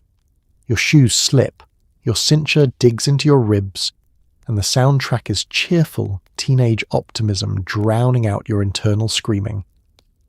The gymnasium doors swing open, and you step into a world of waxed floors, glittering streamers, and teenagers vibrating with too much sugar and too little supervision. The air smells like hairspray, cola, and the warm electrical hum of a record player working too hard. Light bounces off polished saddle shoes. Somewhere in the corner, a chaperone eyes the room like a hawk waiting for two teenagers to stand too close together. Your skirt sways around your legs with each step, absorbing currents of air like a weather balloon preparing for liftoff. Every movement you make generates momentum that the skirt interprets with great enthusiasm. You attempt a modest walk toward the punch bowl, but the skirt swirls outward, brushing against people, furniture, possibly small wildlife. It has no discretion. It has no boundaries. It has goals.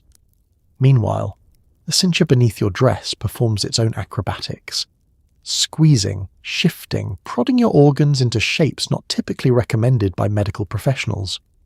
Your breathing becomes shallow, refined, cinematic. You sip air the way a sommelier sips wine, delicately, thoughtfully, with the awareness you must make it last. And then the music starts, a lively rock and roll tune that crackles through the speakers with adolescent urgency. The room erupts. Teens surge onto the dance floor like an overly polite stampede. You follow, propelled by equal parts social pressure, and hope that maybe dancing will distract you from your bodily confinement. The floor is polished to a mirror finish, which would be lovely if your shoes weren't actively plotting to betray you. You try one test step. Your foot slips forward, the skirt balloons upward, and for a brief moment you consider becoming a seated person for the rest of the evening. But then your grip stabilizes. You find your balance, you begin to move, and that's when the skirt attacks. During any spin, even the smallest, lightest, most hesitant turn, the skirt detonates outward, forming a perfect circular blast radius. Anyone standing within 2 feet is swallowed by felt. Your dance partner, smiling gamely, tries to give you space, but the skirt expands like a cosmic event, bumping into his knees and redirecting his trajectory. You attempt to apologize, but the music is too loud and your lungs are too compressed to form full sentences. Still, the energy in the room is contagious. Teens swing, twist, dip, and jitterbug with reckless enthusiasm, each one navigating their own fabric constraints. A boy in stiff trousers kicks too high and nearly tears a seam. A girl in a voluminous skirt performs a twirl so forceful that her crinoline briefly obscures the chaperone's vision. For a moment, blissful chaos reigns. You attempt a jitterbug step, something you practiced in front of a mirror, but performing it in public, in heels, on a floor slicker than an oil spill, turns out to be a different sport entirely. Your legs move one way, your skirt another, and your shoes make decisions without consulting you. The cincher tightens with each bounce, reminding you gently that oxygen is a privilege. Halfway through a particularly spirited spin, you feel the skirt wrap briefly around your legs, fighting to maintain its claim on physics. You disentangle yourself with the subtlety of a panicked flamingo. Other dancers barely notice. They are fighting their own battles. The sock hop is a collective test of survival disguised as fun. But then something magical happens. For a few seconds you forget the discomfort.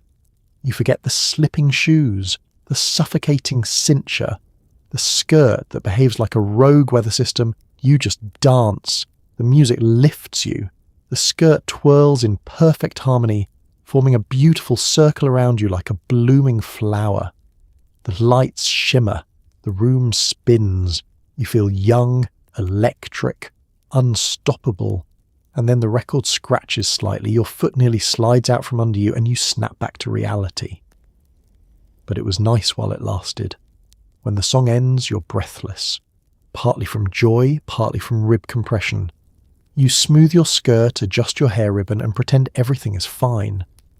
Because in 1950s teen culture, dignity must remain intact even if your internal organs are gently rearranging themselves. As you step off the dance floor, the skirt sways triumphantly around you, as if proud of the chaos it unleashed. You survived the sock hop. And honestly, that's more impressive than any dance move you attempted tonight. Men finally escape their suits only to reveal something worse. Sweater vests.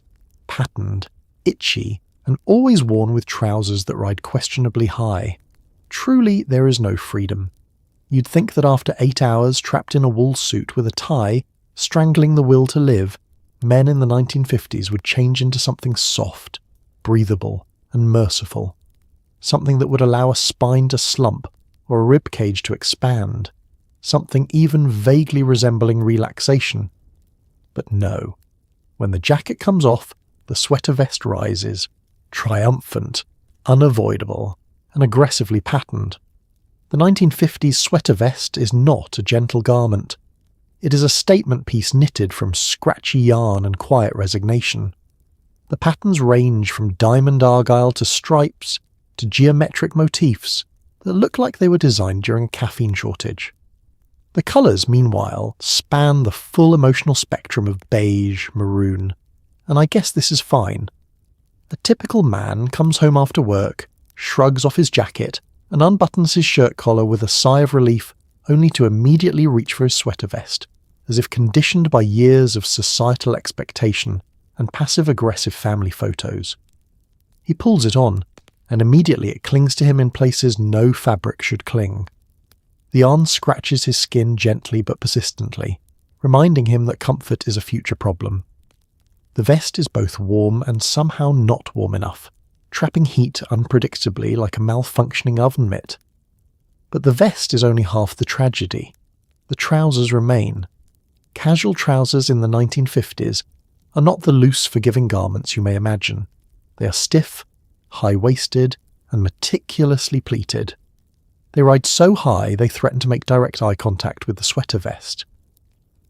The waistband presses firmly against the midsection, anchoring the vest into place like a reluctant duet. Put together, the ensemble creates the unmistakable silhouette of a man who is neither at work nor truly at rest, forever stuck in the purgatory of semi-formal discomfort. Once dressed in his casual best, he attempts leisure activities. Reading the newspaper is a popular choice, though he must hold it at an angle to avoid brushing the vest against the ink. Watching television is another option, although the chair upholstery and the sweater vest enter into immediate conflict, generating static electricity that could power small machinery. If he dares step outside, perhaps to mow the lawn or retrieve the mail, the sweater vest becomes a beacon of suburban masculinity. Neighbours wave solemnly, bonded by mutual discomfort. Men nod at one another like weary soldiers, their sweater vests rustling faintly in the breeze. Outdoor chores in this outfit are especially harrowing. He bends to pick up a garden hose, and the vest rides up, revealing a sliver of undershirt that instantly ages him 10 years. He straightens quickly, smoothing the vest with both hands, a futile gesture, given that sweater vests never truly lie flat. The trousers, meanwhile, cut into his midsection with renewed enthusiasm, reminding him that nature did not intend for humans to bend in garments shaped like architectural columns. Inside the house, the sweater vest continues its quiet tyranny. It pills, it scratches, it traps heat. It grabs onto stray lint with clingy affection. Children hug their father and immediately recoil at the texture, as though embracing a domesticated cactus. Even the family dog keeps respectful distance. And yet men keep wearing them. Why? Tradition, perhaps. Or the belief that a man in a sweater vest looks put together, even when he is demonstrably falling apart. Or maybe it's because everyone else wears them too, creating a suburban chorus of itchy torsos nodding along to the music of conformity. But there is one moment, one golden moment, when the men of the 1950s briefly reclaim their freedom. Late at night, when the house is quiet and the responsibilities of the day have faded, the sweater vest comes off, the trousers loosen, the undershirt breathes. For a fleeting 5 minutes he experiences comfort. Then, the next morning, the cycle begins anew, because in 1953, even casual wear insists on discipline, and the sweater vest watches from the closet, waiting patiently for its next victim. Your domestic attire is polished, colour-coordinated, and completely useless for actual chores. You vacuum in heels because social expectations demand it. Your neighbours pretend this is normal. Being a 1950s housewife isn't just a role, it's a full-time performance piece, one that requires costume changes, precise staging, and an unwavering commitment to looking like you haven't emotionally unravelled since dawn. You wake up early, slip into your meticulously pressed dress, and tie on an apron so crisp it makes a faint snap when you move. The outfit says, "I am calm. I am poised. I definitely did not burn the toast." The colours are carefully chosen. Pastels for breakfast, patterned dresses for midday, florals for late afternoon. Everything matches the drapes, the kitchen tiles, the Tupperware lids, and somehow even the dog bowl. You don't get dressed for practicality. You get dressed like your life is being filmed in Technicolor. But then come the chores. Vacuuming, for example, becomes a choreographed dance between you, your heels, and the machine that weighs as much as a small refrigerator. You glide across the carpet, gracefully maneuvering the heavy vacuum cleaner like it's a dance partner in a particularly demanding tango. The suction roars, your dress sways, your pearls bob gently with every movement. It looks glamorous from outside. Inside, your feet throb. Dusting is even more theatrical. You extend your arm like a ballerina while holding a feather duster that accomplishes absolutely nothing. The dust remains, mocking you from the bookshelf. Your dress sleeves pull tight across your shoulders, reminding you that fashion designers of the decade did not believe housewives needed a full range of motion. Cooking is its own comedy. You attempt to stir a pot with one hand while keeping your apron spotless with the other. Grease pops threateningly, and you leap back, shielding your dress as though defending it from attack. Because if that dress gets stained, the neighbourhood will know. Someone will bring it up at bridge club. Someone else will ask if everything's all right at home. A sauce stain equals scandal. And speaking of the neighbourhood, visibility is constant. You exist in a goldfish bowl of suburbia, where every action is observed, discussed, and fed back into the social loop like a domestic surveillance network. Step outside to check the mail? Better fix your hair first. Take the trash out. Put lipstick on. Someone might see you. Wave hello to a neighbour. Smile big, even if the cincher is applying enough pressure to alter your internal geography. Your neighbours all participate in the performance too. You see another housewife across the street, trimming roses and heels and wearing an apron adorned with embroidered ducks. She waves at you with a dainty hand motion that screams, "This is fine! We chose this!" The men mow their lawns in pressed slacks, as if they expect to be graded on form. Even the children are dressed like miniature executives and porcelain dolls, equally trapped in the aesthetic expectations of suburbia. Sometimes, while folding laundry, you look down at yourself, your outfit, your shoes, your pearls, and briefly consider the absurdity of it all. Doing domestic tasks in this attire feels like trying to complete an obstacle course while wearing an Easter Sunday costume, but appearances must be maintained, so you return to your daily tasks, moving from chore to chore with a stiff smile. You arrange decorative pillows, you refluff curtains for no reason, you reorganize the fridge simply because ladies' magazines insist this reflects moral character. And yes, you even dust the tops of door frames because someone might look. At some point, theoretically. But beneath the surface-level elegance lies something else. A sense of pride, perhaps, or structure, or the quiet satisfaction of creating beauty, even if it's impractical. There's comfort in routine, in standards, in the strange shared delusion that everything must look perfect at all times. Sure, you're sweating under 3 layers of fabric. Sure, your feet ache. Sure, your hairstyle could take out a small bird if it flew too close. But when the doorbell rings and you open it looking impeccable, not a hair out of place, not a wrinkle in sight, you experience a fleeting moment of triumph. The performance lands, the illusion holds, the curtain stays up. Because in 1953, being a suburban housewife isn't just a job. It's theatre, and you are absolutely the star. You attend a Tupperware party wearing your nicest dress because apparently matching pastel plastic containers is a formal event. Everyone praises burp seal lids like they're witnessing a miracle. You step through the doorway of your neighbour's living room and instantly feel underdressed, even though you are wearing a colour-coordinated dress, pearls, gloves and heels sharp enough to aerate a lawn. The hostess greets you with radiant enthusiasm, her smile so wide it could be legally classified as marketing. She ushers you inside with the gravity of someone introducing guests to a sacred ritual. The room is decorated for the occasion. Pastel streamers, floral tablecloths, and little bowls of snacks arranged with architectural precision. But the true focal point sits on the coffee table, a dazzling array of Tupperware containers laid out like precious artifacts in a museum of domesticity. They glimmer under the lamplight in shades of mint, peach, lemon, and robin's egg blue. It is plastic heaven. You take a seat, adjusting your skirt so it does not swallow your neighbour whole. Around you, women murmur excitedly, their dresses rustling like a flock of restless birds. Conversation is soft, polite, punctuated by the occasional gasp as someone notices a new container shape.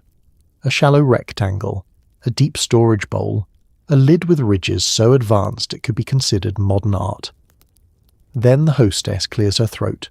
It's time. She begins the demonstration with the reverence of a priestess revealing holy relics. She lifts a matching set of bowls and explains their stacking efficiency. She presses a lid onto a container with triumphant gusto. Burp! And the room reacts as though someone has just split the atom. Women actually clap. Someone whispers, "Remarkable." You nod along, pretending you aren't internally stunned by the enthusiasm level, but then she passes a container to you, and you hold it in your gloved hands. It's surprisingly satisfying. The plastic is smooth, sturdy, futuristic. You open and close the lid, captivated by the gentle suction sound. You begin to understand why this event requires formal attire. As the demonstration continues, the hostess presents increasingly elaborate features: airtight seals, nesting bowls, modular storage possibilities. A woman near you fans herself, overwhelmed. Another leans in and whispers, "This will change everything," as though discussing the moon landing. When the hostess reveals a new pastel pitcher with a built-in spout, the crowd reacts audibly.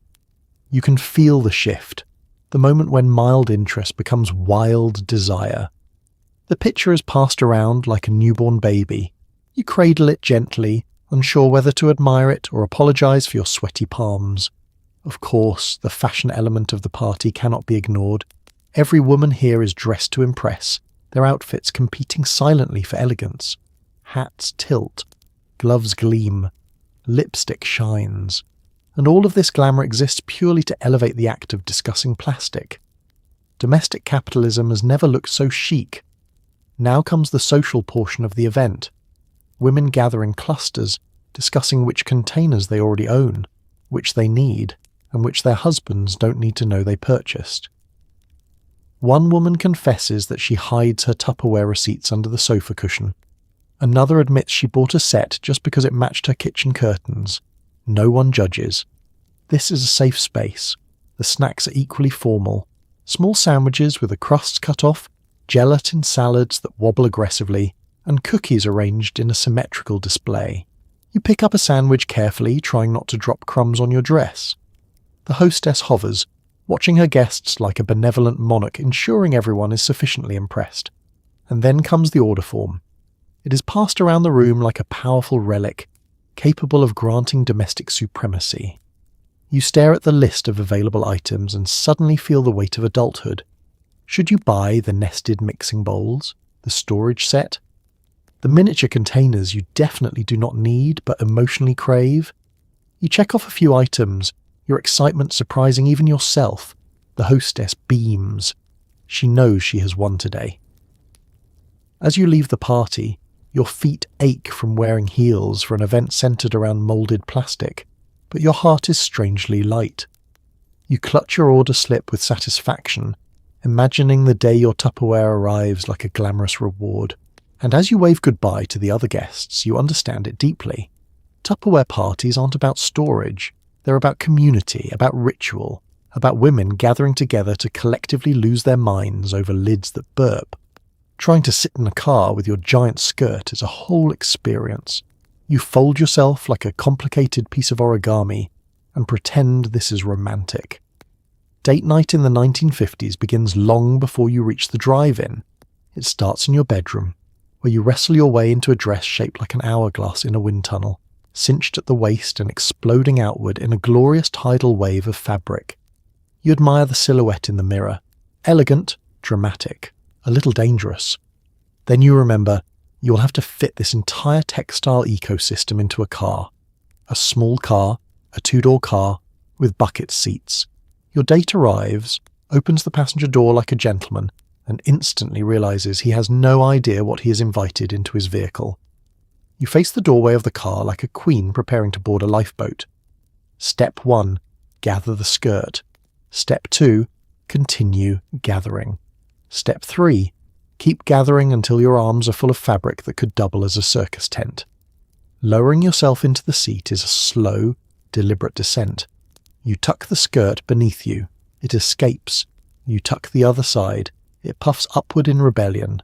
You press it down with both hands as you sit, praying it doesn't spring up and smother your date.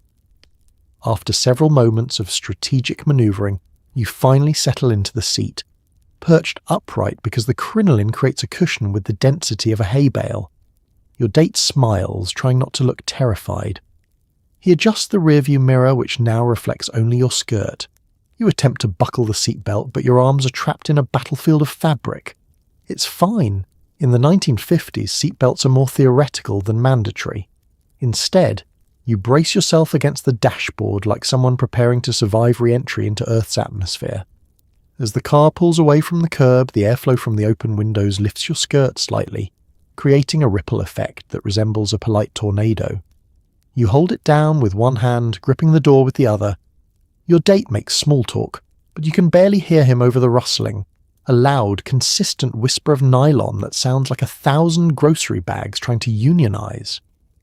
By the time you arrive at the drive-in, your skirt has colonized half the car and begun strategically occupying the floor space. You open the door and spill outward like a pastel avalanche. Your date rushes to help, extracting layers of fabric like a magician pulling scarves out of a hat. Finally on your feet, you smooth your dress and reassemble your dignity.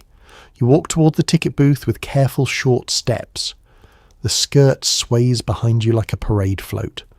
Other couples turn to look, not in judgment but in solidarity. Everyone here is battling their own crinoline. At last, you reach your parking spot facing the giant movie screen. Your date hands you a soda.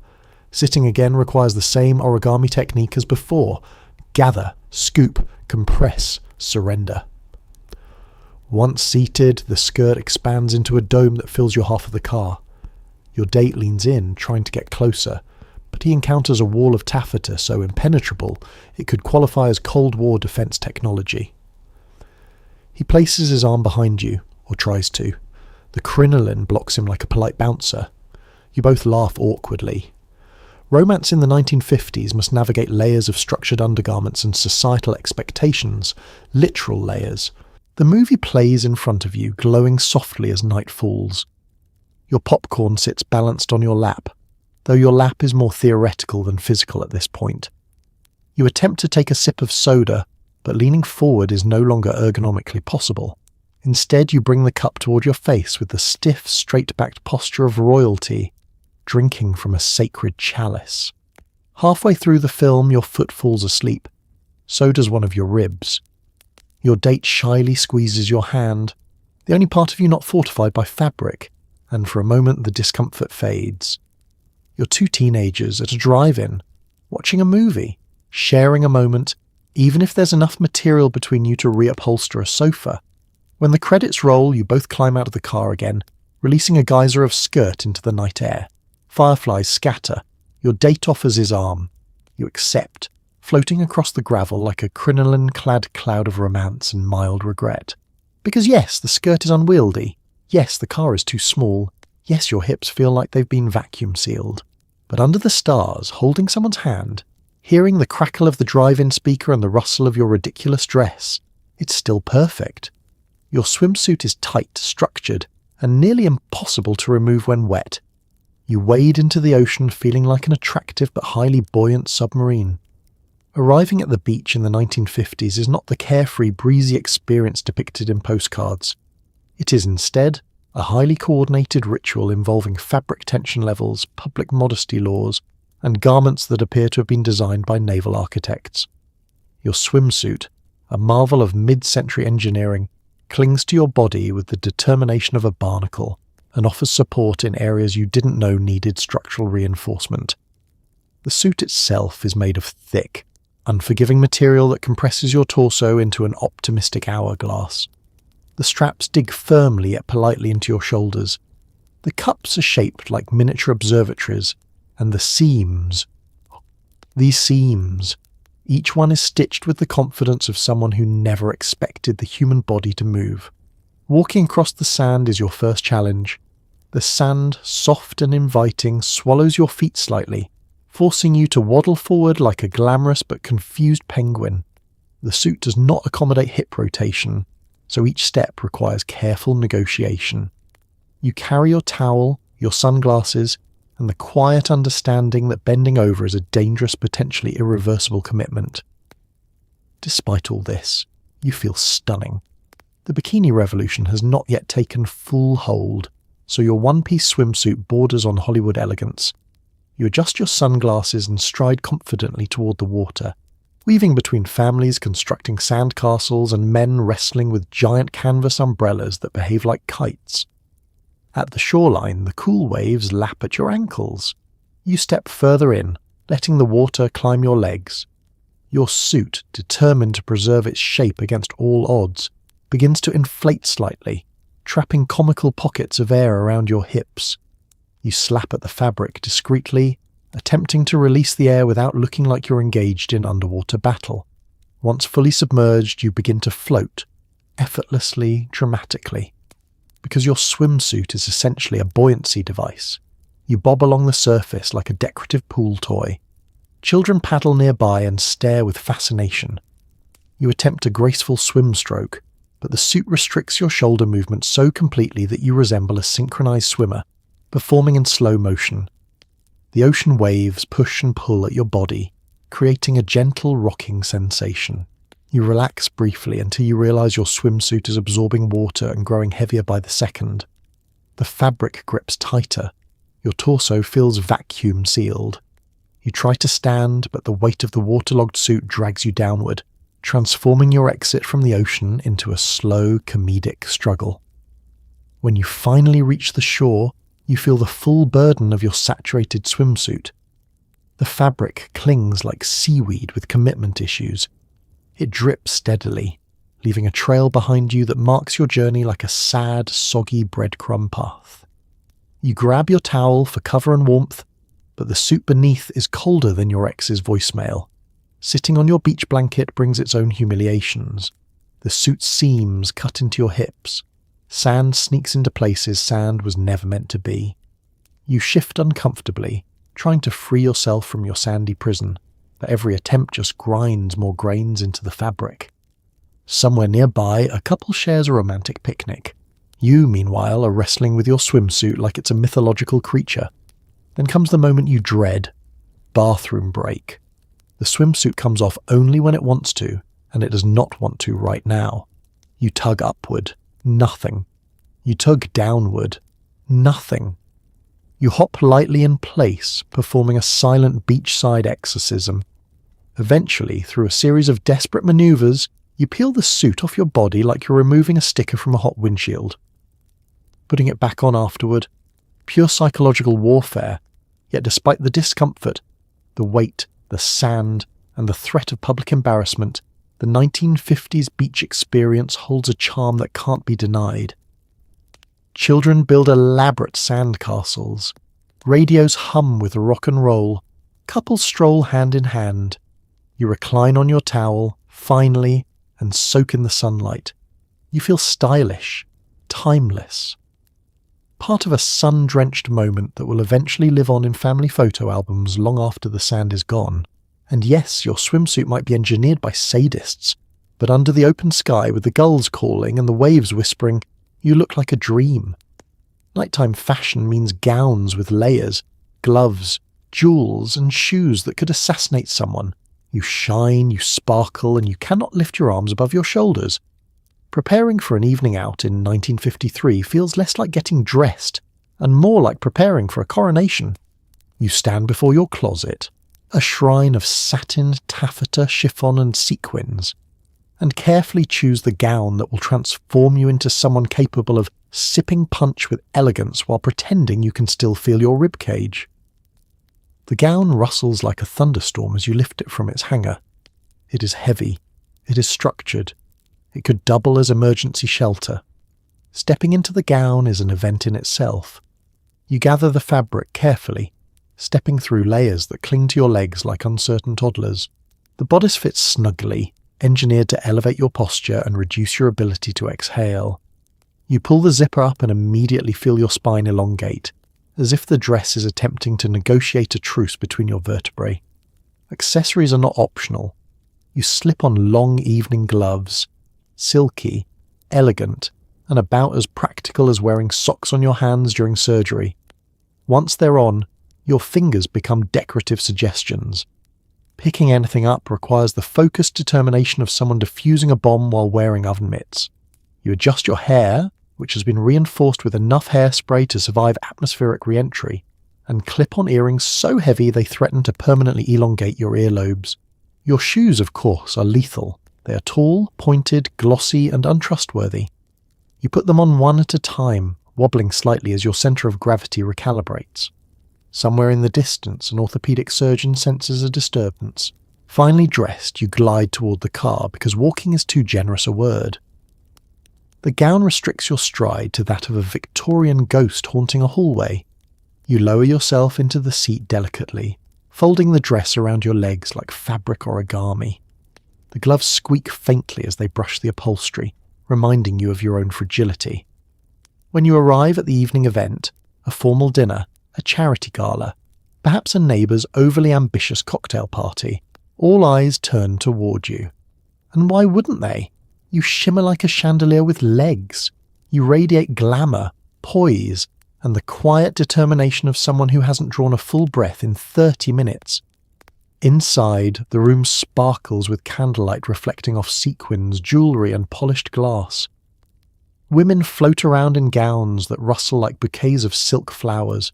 Men, eternally clad in suits, look nearly indistinguishable from one another, their bow ties clenched with the resignation of men who have accepted their fashion fate.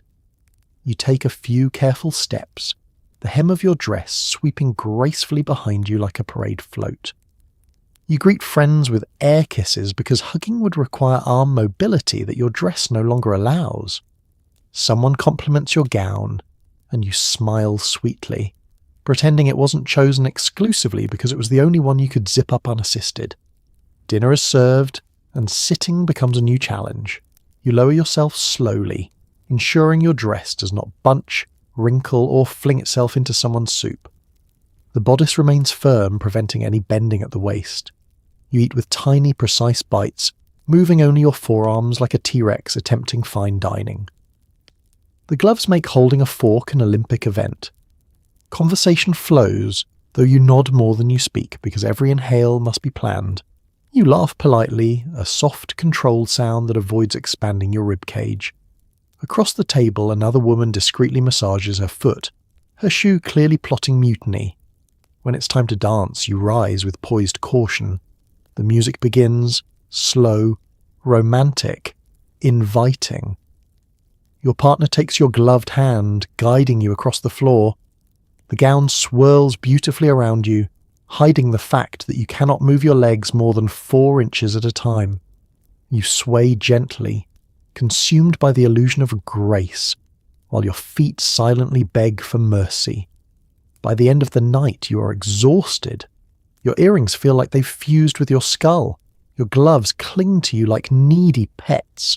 Your shoes have declared open rebellion. And your dress, though breathtaking, has done everything in its power to restrict your physical freedom. But as you catch a glimpse of yourself in a mirror, shimmering, statuesque, a vision of mid-century glamour, you understand the trade-off. You may be immobilized, you may be sore, you may be one deep breath away from ripping a seam, but for one dazzling evening you are luminous, and sometimes that's enough. Your beautiful garments require ironing, starching, steaming, and prayers. One washing machine mishap and your petticoat turns into a plastic sea creature. Laundry in the 1950s isn't just a chore, it's a psychological drama performed weekly in your kitchen, starring you, a washing machine with the temperament of a mule, and clothing that reacts to water like a frightened opera diva. Modern fabrics, stretchy materials, and wrinkle-resistant technology don't exist yet. Your wardrobe consists of cotton that shrinks maliciously, nylon that melts at the mere mention of heat, wool that expands into a fuzzy nightmare, and petticoats made from synthetic materials that behave unpredictably, like emotionally unstable sea anemones. The process begins with sorting, not the casual half-hearted sorting of the future, but a full-scale military operation. Whites must be pure whites. Colours must be coaxed into cooperation. Delicates require their own corner, but we hope you make it pile. Your dresses, with their fitted bodices and flared skirts, must be washed with exquisite caution. Your petticoats need special treatment to maintain their volume, though no one really understands how. And anything made of wool?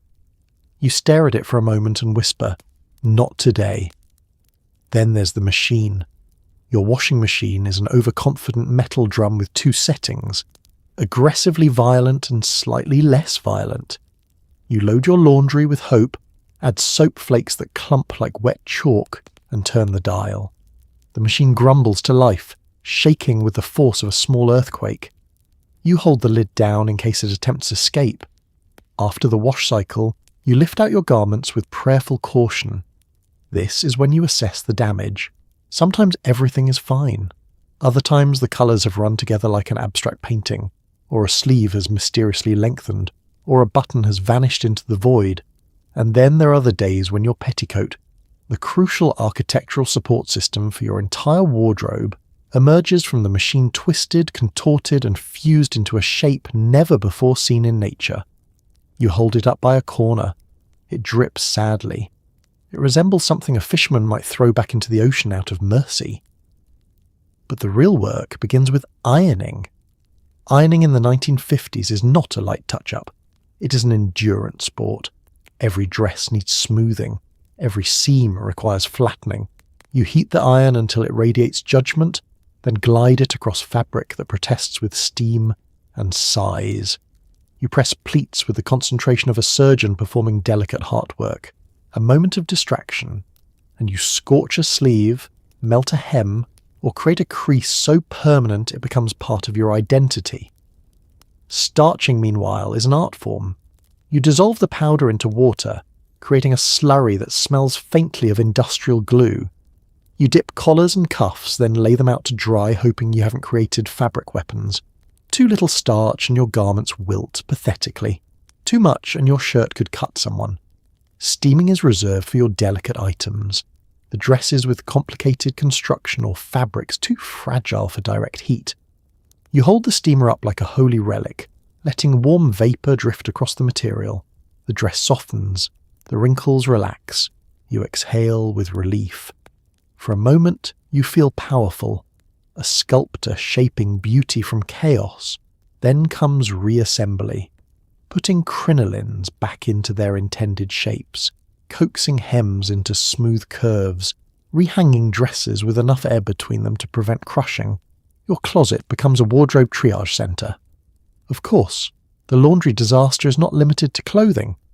Mid-century iron, starch and steamers demand constant attention. The ironing board squeaks ominously beneath every shift in weight. The washing machine may overflow, sending soap suds cascading across the floor like cinematic floodwaters. The dryer doesn't exist yet, so your home is filled with damp garments hanging from doorways, chairs, radiators, and any available hook, turning the entire house into a colourful, dripping forest.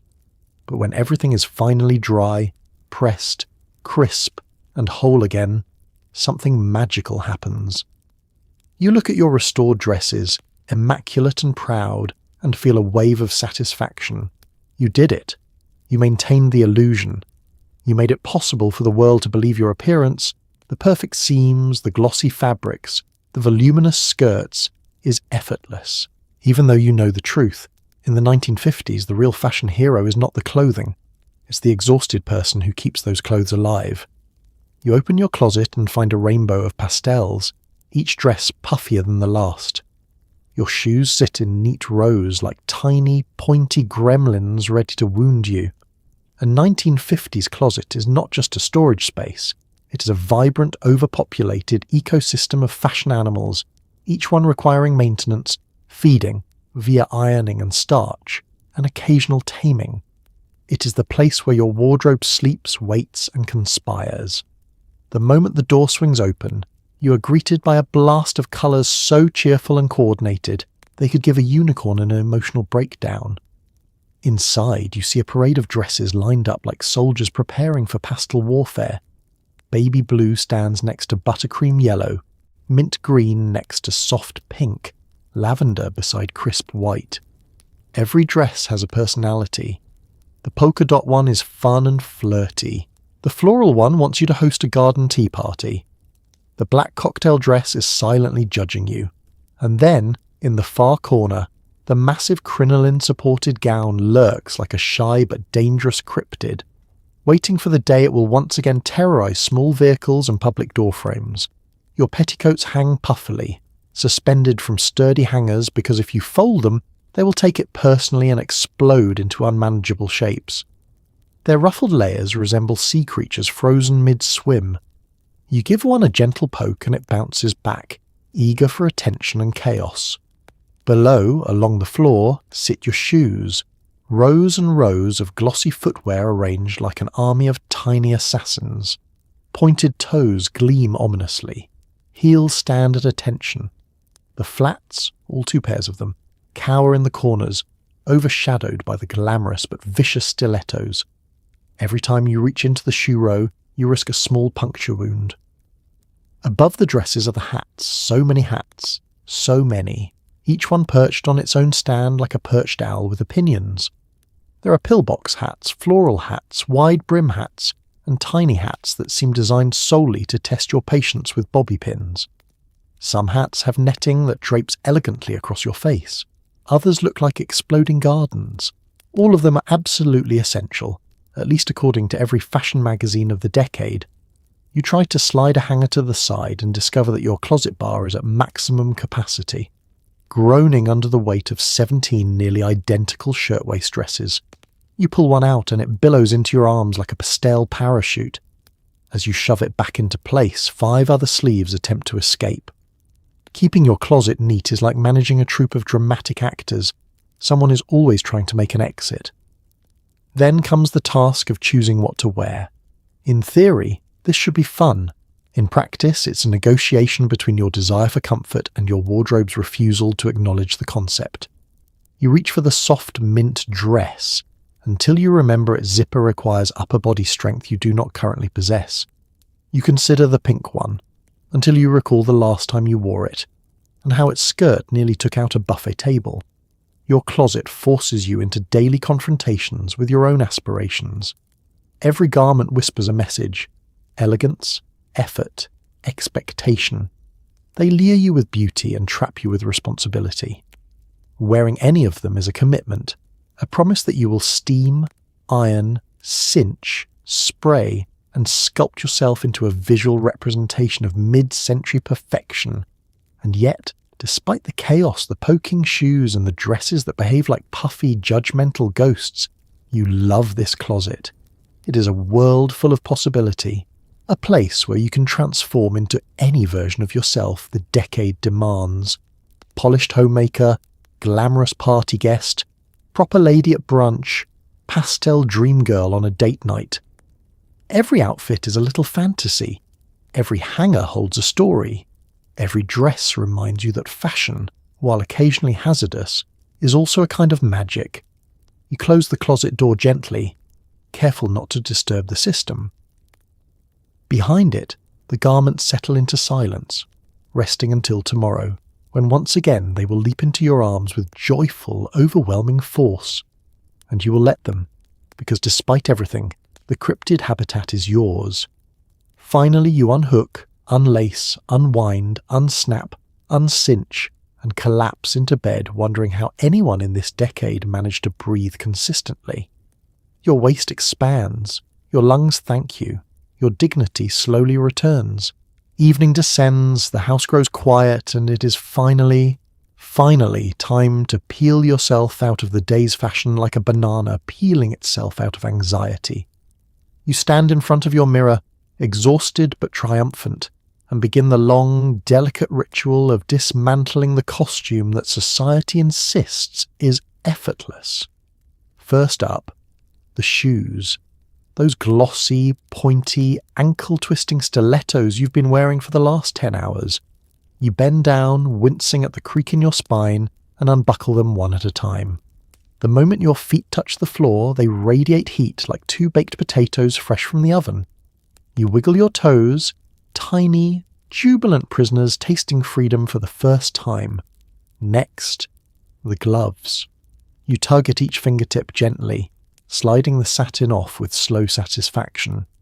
Your bare hands feel scandalously free, almost indecent, like they should not be exposed without warning labels.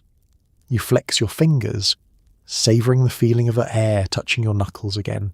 Then comes the jewellery. The earrings that nearly dislocated your earlobes, the necklace that has been clinging to your collarbone like a needy lover, the bracelet that has left an imprint deep enough to legally classify as a tattoo. You place each item delicately on your vanity, though not without muttering, "Never again," even though you absolutely will wear them again in 2 days. But now comes the difficult part, the dress. You reach behind you, grasping blindly for the zipper that has wedged itself into a mathematically impossible location. When you finally find it, you tug it down with grim determination. The fabric loosens just a fraction, enough to remind you how compressed your ribs have been for the last several hours. You shimmy out of the bodice awkwardly, feeling the shift of air hit your skin like a spiritual awakening, and then the cincher. You take a deep breath, which is actually only half a breath because the garment forbids anything more ambitious. You unhook the first clasp, your organs stir, you unhook the second. Your lungs perk up like hopeful houseplants. By the third, your spine exhales a tiny thank you. When the final hook comes undone, the cincher springs open like a tortured slinky breaking free. For a moment, you simply stand there, staggered by the unfamiliar sensation of oxygen entering your body at full capacity. Your waist, previously cinched to the dimensions of an enthusiastic wasp, slowly expands to its natural, comfortable shape. You swear you feel your liver migrate back into its assigned seat. Next, the stockings. You roll them down carefully, each snagging slightly because stockings never come off smoothly. You peel them away inch by inch, shedding the day's expectations along with them. Your skin tingles with relief. You toss the stockings into the laundry basket with the same energy someone throws away a cursed artifact. Now you are mostly free, clad in nothing but the soft cotton underthings that finally allow your skeleton to relax. You climb into bed with a sigh so deep it could destabilize the house's foundation. The sheets feel like clouds. Your muscles melt into the mattress like butter left on the counter too long. As you lie there staring at the ceiling, the questions begin. How did anyone in this decade survive wearing this every day? How did they function? How did they breathe? How did no one file lawsuits against zippers? Will your ribs ever be the same? Should you maybe consider becoming a person who wears only robes from now on? Could society handle that? Could you handle that? But then, as your breathing slows and comfort settles over you like a warm blanket, a quieter realization arrives. You did it. You endured the heels, the cincher, the petticoats, the stiff fabrics, the architectural hair, the midday heat, the judgment, the performance, all of it. And now you get to lie here in glorious, unrestricted comfort. You close your eyes, feeling your humanity return cell by cell. Because the truth is, no matter how dramatic the daily costume, there is nothing sweeter than taking it all off. You step outside to hang your freshly washed girdles and stockings, only to realize the entire neighborhood can now observe your most personal garments, flapping in the breeze like patriotic banners of restricted circulation. The 1950s laundry line wasn't just practical, it was a community art installation built from everyone's unmentionables. On laundry day, your backyard transforms into an outdoor gallery curated by the gods of elastic. You carry your laundry basket with both hands, supporting its weight like a sacred offering. Inside it sits a collection of intimate garments that, in any other context, would be kept behind a lock and key. Girdles, slips, bras resembling low-altitude aircraft, stockings that cling to everything except your legs, and the occasional petticoat half deflated from last night's wash cycle. The clothesline stretches across the yard, a humble rope held taut by metal poles that have survived 3 presidential administrations and one unusually aggressive windstorm. You approach it with the solemnity of someone performing a ritual, This is not simply hanging laundry. This is community theatre. Your first garment, a formidable girdle, is pinned up with dignity, its beige silhouette glowing in the sunlight like a relic from an ancient civilization obsessed with compression. It snaps in the breeze, announcing itself to the neighbours with surprising confidence. Across the fence you hear Mrs. Donnelly wiping down her porch rail and humming approvingly, because sharing your laundry with the world is practically an act of suburban intimacy. Next, you hang your stockings. They dangle delicately, their long, shapeless forms fluttering gently, looking faintly haunted. Stockings have always been unpredictable. They snag, they run, and when pinned improperly they wrap around neighbouring garments like they're seeking companionship. You separate them with care, praying they don't tangle themselves into a nylon pretzel before they dry. Then comes your bra, the aerodynamic bullet variety, engineered with the same rigidity as an aircraft nose cone.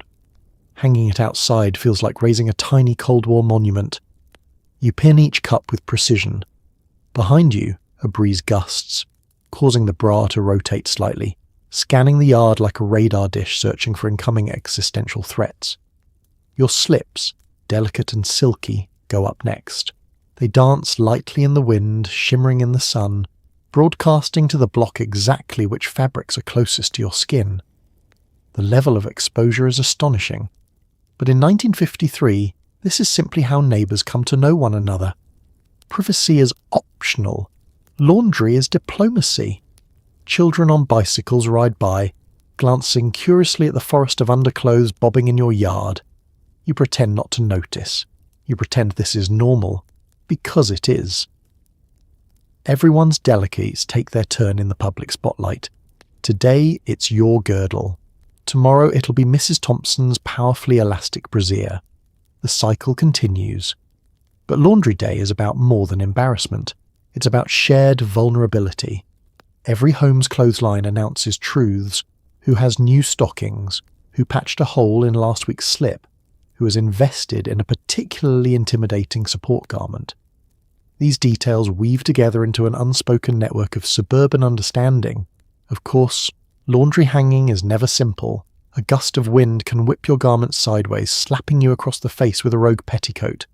A clothespin might snap, sending your stockings into the neighbour's bushes. Occasionally a bra cup fills with wind and flips over the line like it's fleeing the country. You chase it, clutching your skirt, praying no one is watching, but someone always is. You also develop opinions about drying order. Heavy garments go on the first line, delicate ones in the back, and absolutely nothing hangs on the line closest to the street unless you want the mailman to learn too much about your personal life. And then there's the smell, that magical nostalgic scent of sun-dried cotton. When you finally remove your laundry from the line, it feels warm, crisp, and alive. Each garment is fresh, infused with sunshine and outside air, even if it has been publicly scrutinized for an hour. As you gather your dry stockings and fold your now crispy girdles, you feel a strange mixture of pride and resignation. You survived another laundry exhibition. Your neighbours have silently judged your undergarments, and you have silently judged theirs. Balance has been restored. Back inside, you place your folded items neatly in their drawers, ready to repeat the cycle next week. Because in mid-century suburbia, one thing is guaranteed.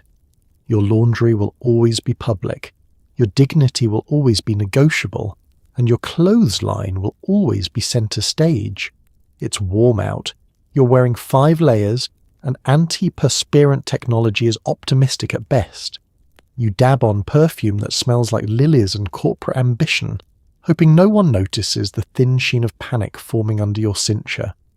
The scent is elegant but strong enough to stun a small bird. The 1950s expects you to smell like perfection, even while your body is performing an internal reenactment of the Industrial Revolution. The moment you step outside in your cinched waist dress, 3 petticoats, structured bra, nylons, gloves, hat, and heels, your core temperature skyrockets. Heat has nowhere to go. Your outfit traps it with the efficiency of a well-insulated pressure cooker. But society has rules, and rule number 1 is, You must smell delightful at all times. This leads to your daily war with sweat, a conflict fought with limited resources. Your deodorant is a chalky, waxy substance applied with the same technique one uses when buttering a dinner roll. It promises freshness, but in truth, it merely asks your sweat to please slow down.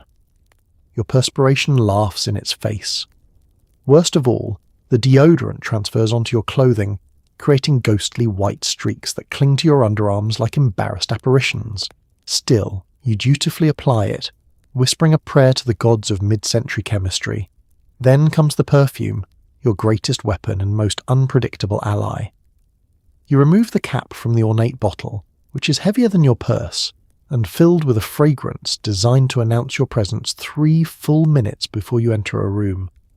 You dab it on your wrists, your neck, and behind your ears. The scent billows into the air, floral, powdery, and faintly reminiscent of every department store cosmetics counter combined.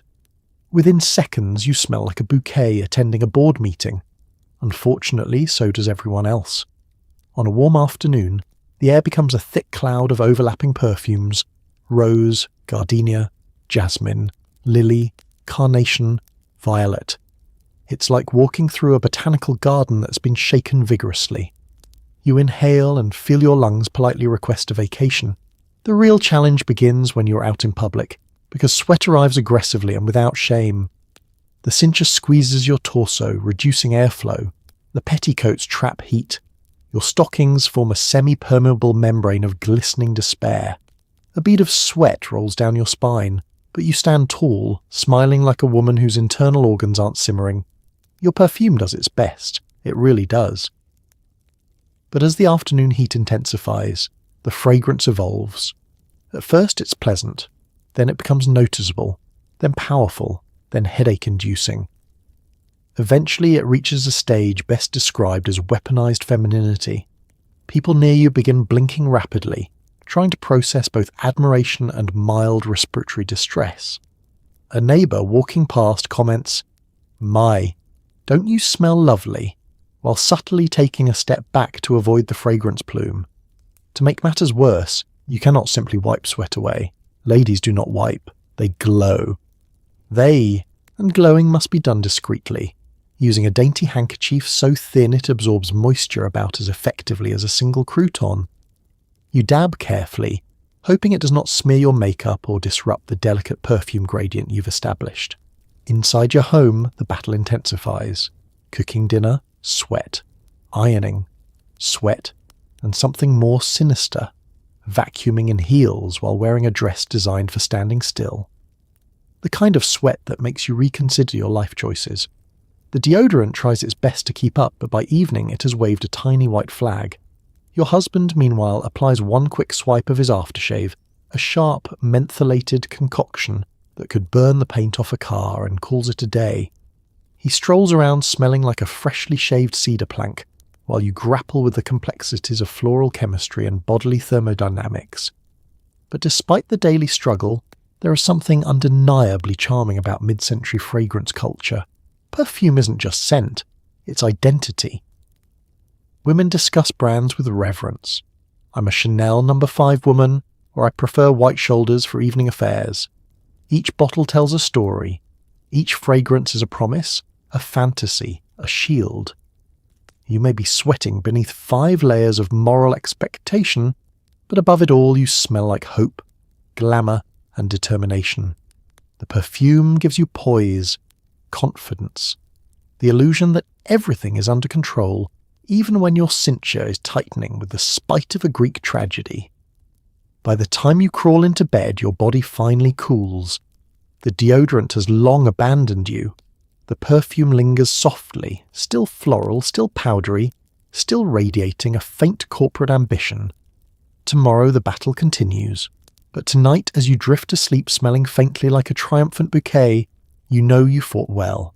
Tonight, as you settle deeper into your blankets and let your breathing slow, take a moment to think about the wild journey you just survived, navigating the strange, restrictive, occasionally pointy universe of 1950s fashion.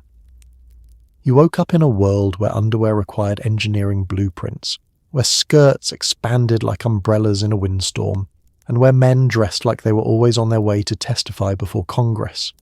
And somehow you made it through. You endured the bullet bra, the cinched waist, the crinoline cage that doubled as a small personal greenhouse. You battled hairspray with the structural stability of reinforced concrete. You walked the earth in shoes sharp enough to open mail. It wasn't easy, and honestly, it wasn't meant to be. Fashion in the 1950s wasn't just clothing. It was a performance, a commitment, a daily negotiation between beauty and basic human comfort. But beneath the stiff fabrics and questionable design choices, there was something undeniably resilient about the people who lived it. They woke up early, pressed their shirts, pinned their hats, buffed their shoes, and stepped into the world looking immaculate even when they were exhausted, overwhelmed, or just trying to get through the grocery store without fainting in their girdles. They moved through life with a kind of elegance that required patience, discipline, and occasionally a second pair of hands. So tonight, as you rest in your soft clothes, or no clothes, which is scientifically the opposite of a bullet bra, maybe whisper a quiet thank you to the generations who came before us. They walked so we could wear sweatpants. They suffered so we could enjoy elastic waists. They ironed so we could own fabric that proudly says wrinkle-resistant. Because history, even when bizarre or uncomfortable, reminds us of something important. People adapt, people endure, people find beauty even when it's inconvenient, and humour even when it's unintentional. The 1950s were rigid, structured, and absurd, but they were also full of optimism, colour, and dreams stitched into every hem. And now, as your eyes get heavy and the day melts away, let yourself drift. Let the weight of the past lighten the weight of the present. You're warm, you're safe, and you're fashionably free from the tyranny of pointy bras and crinoline. Sleep well, you've earned it,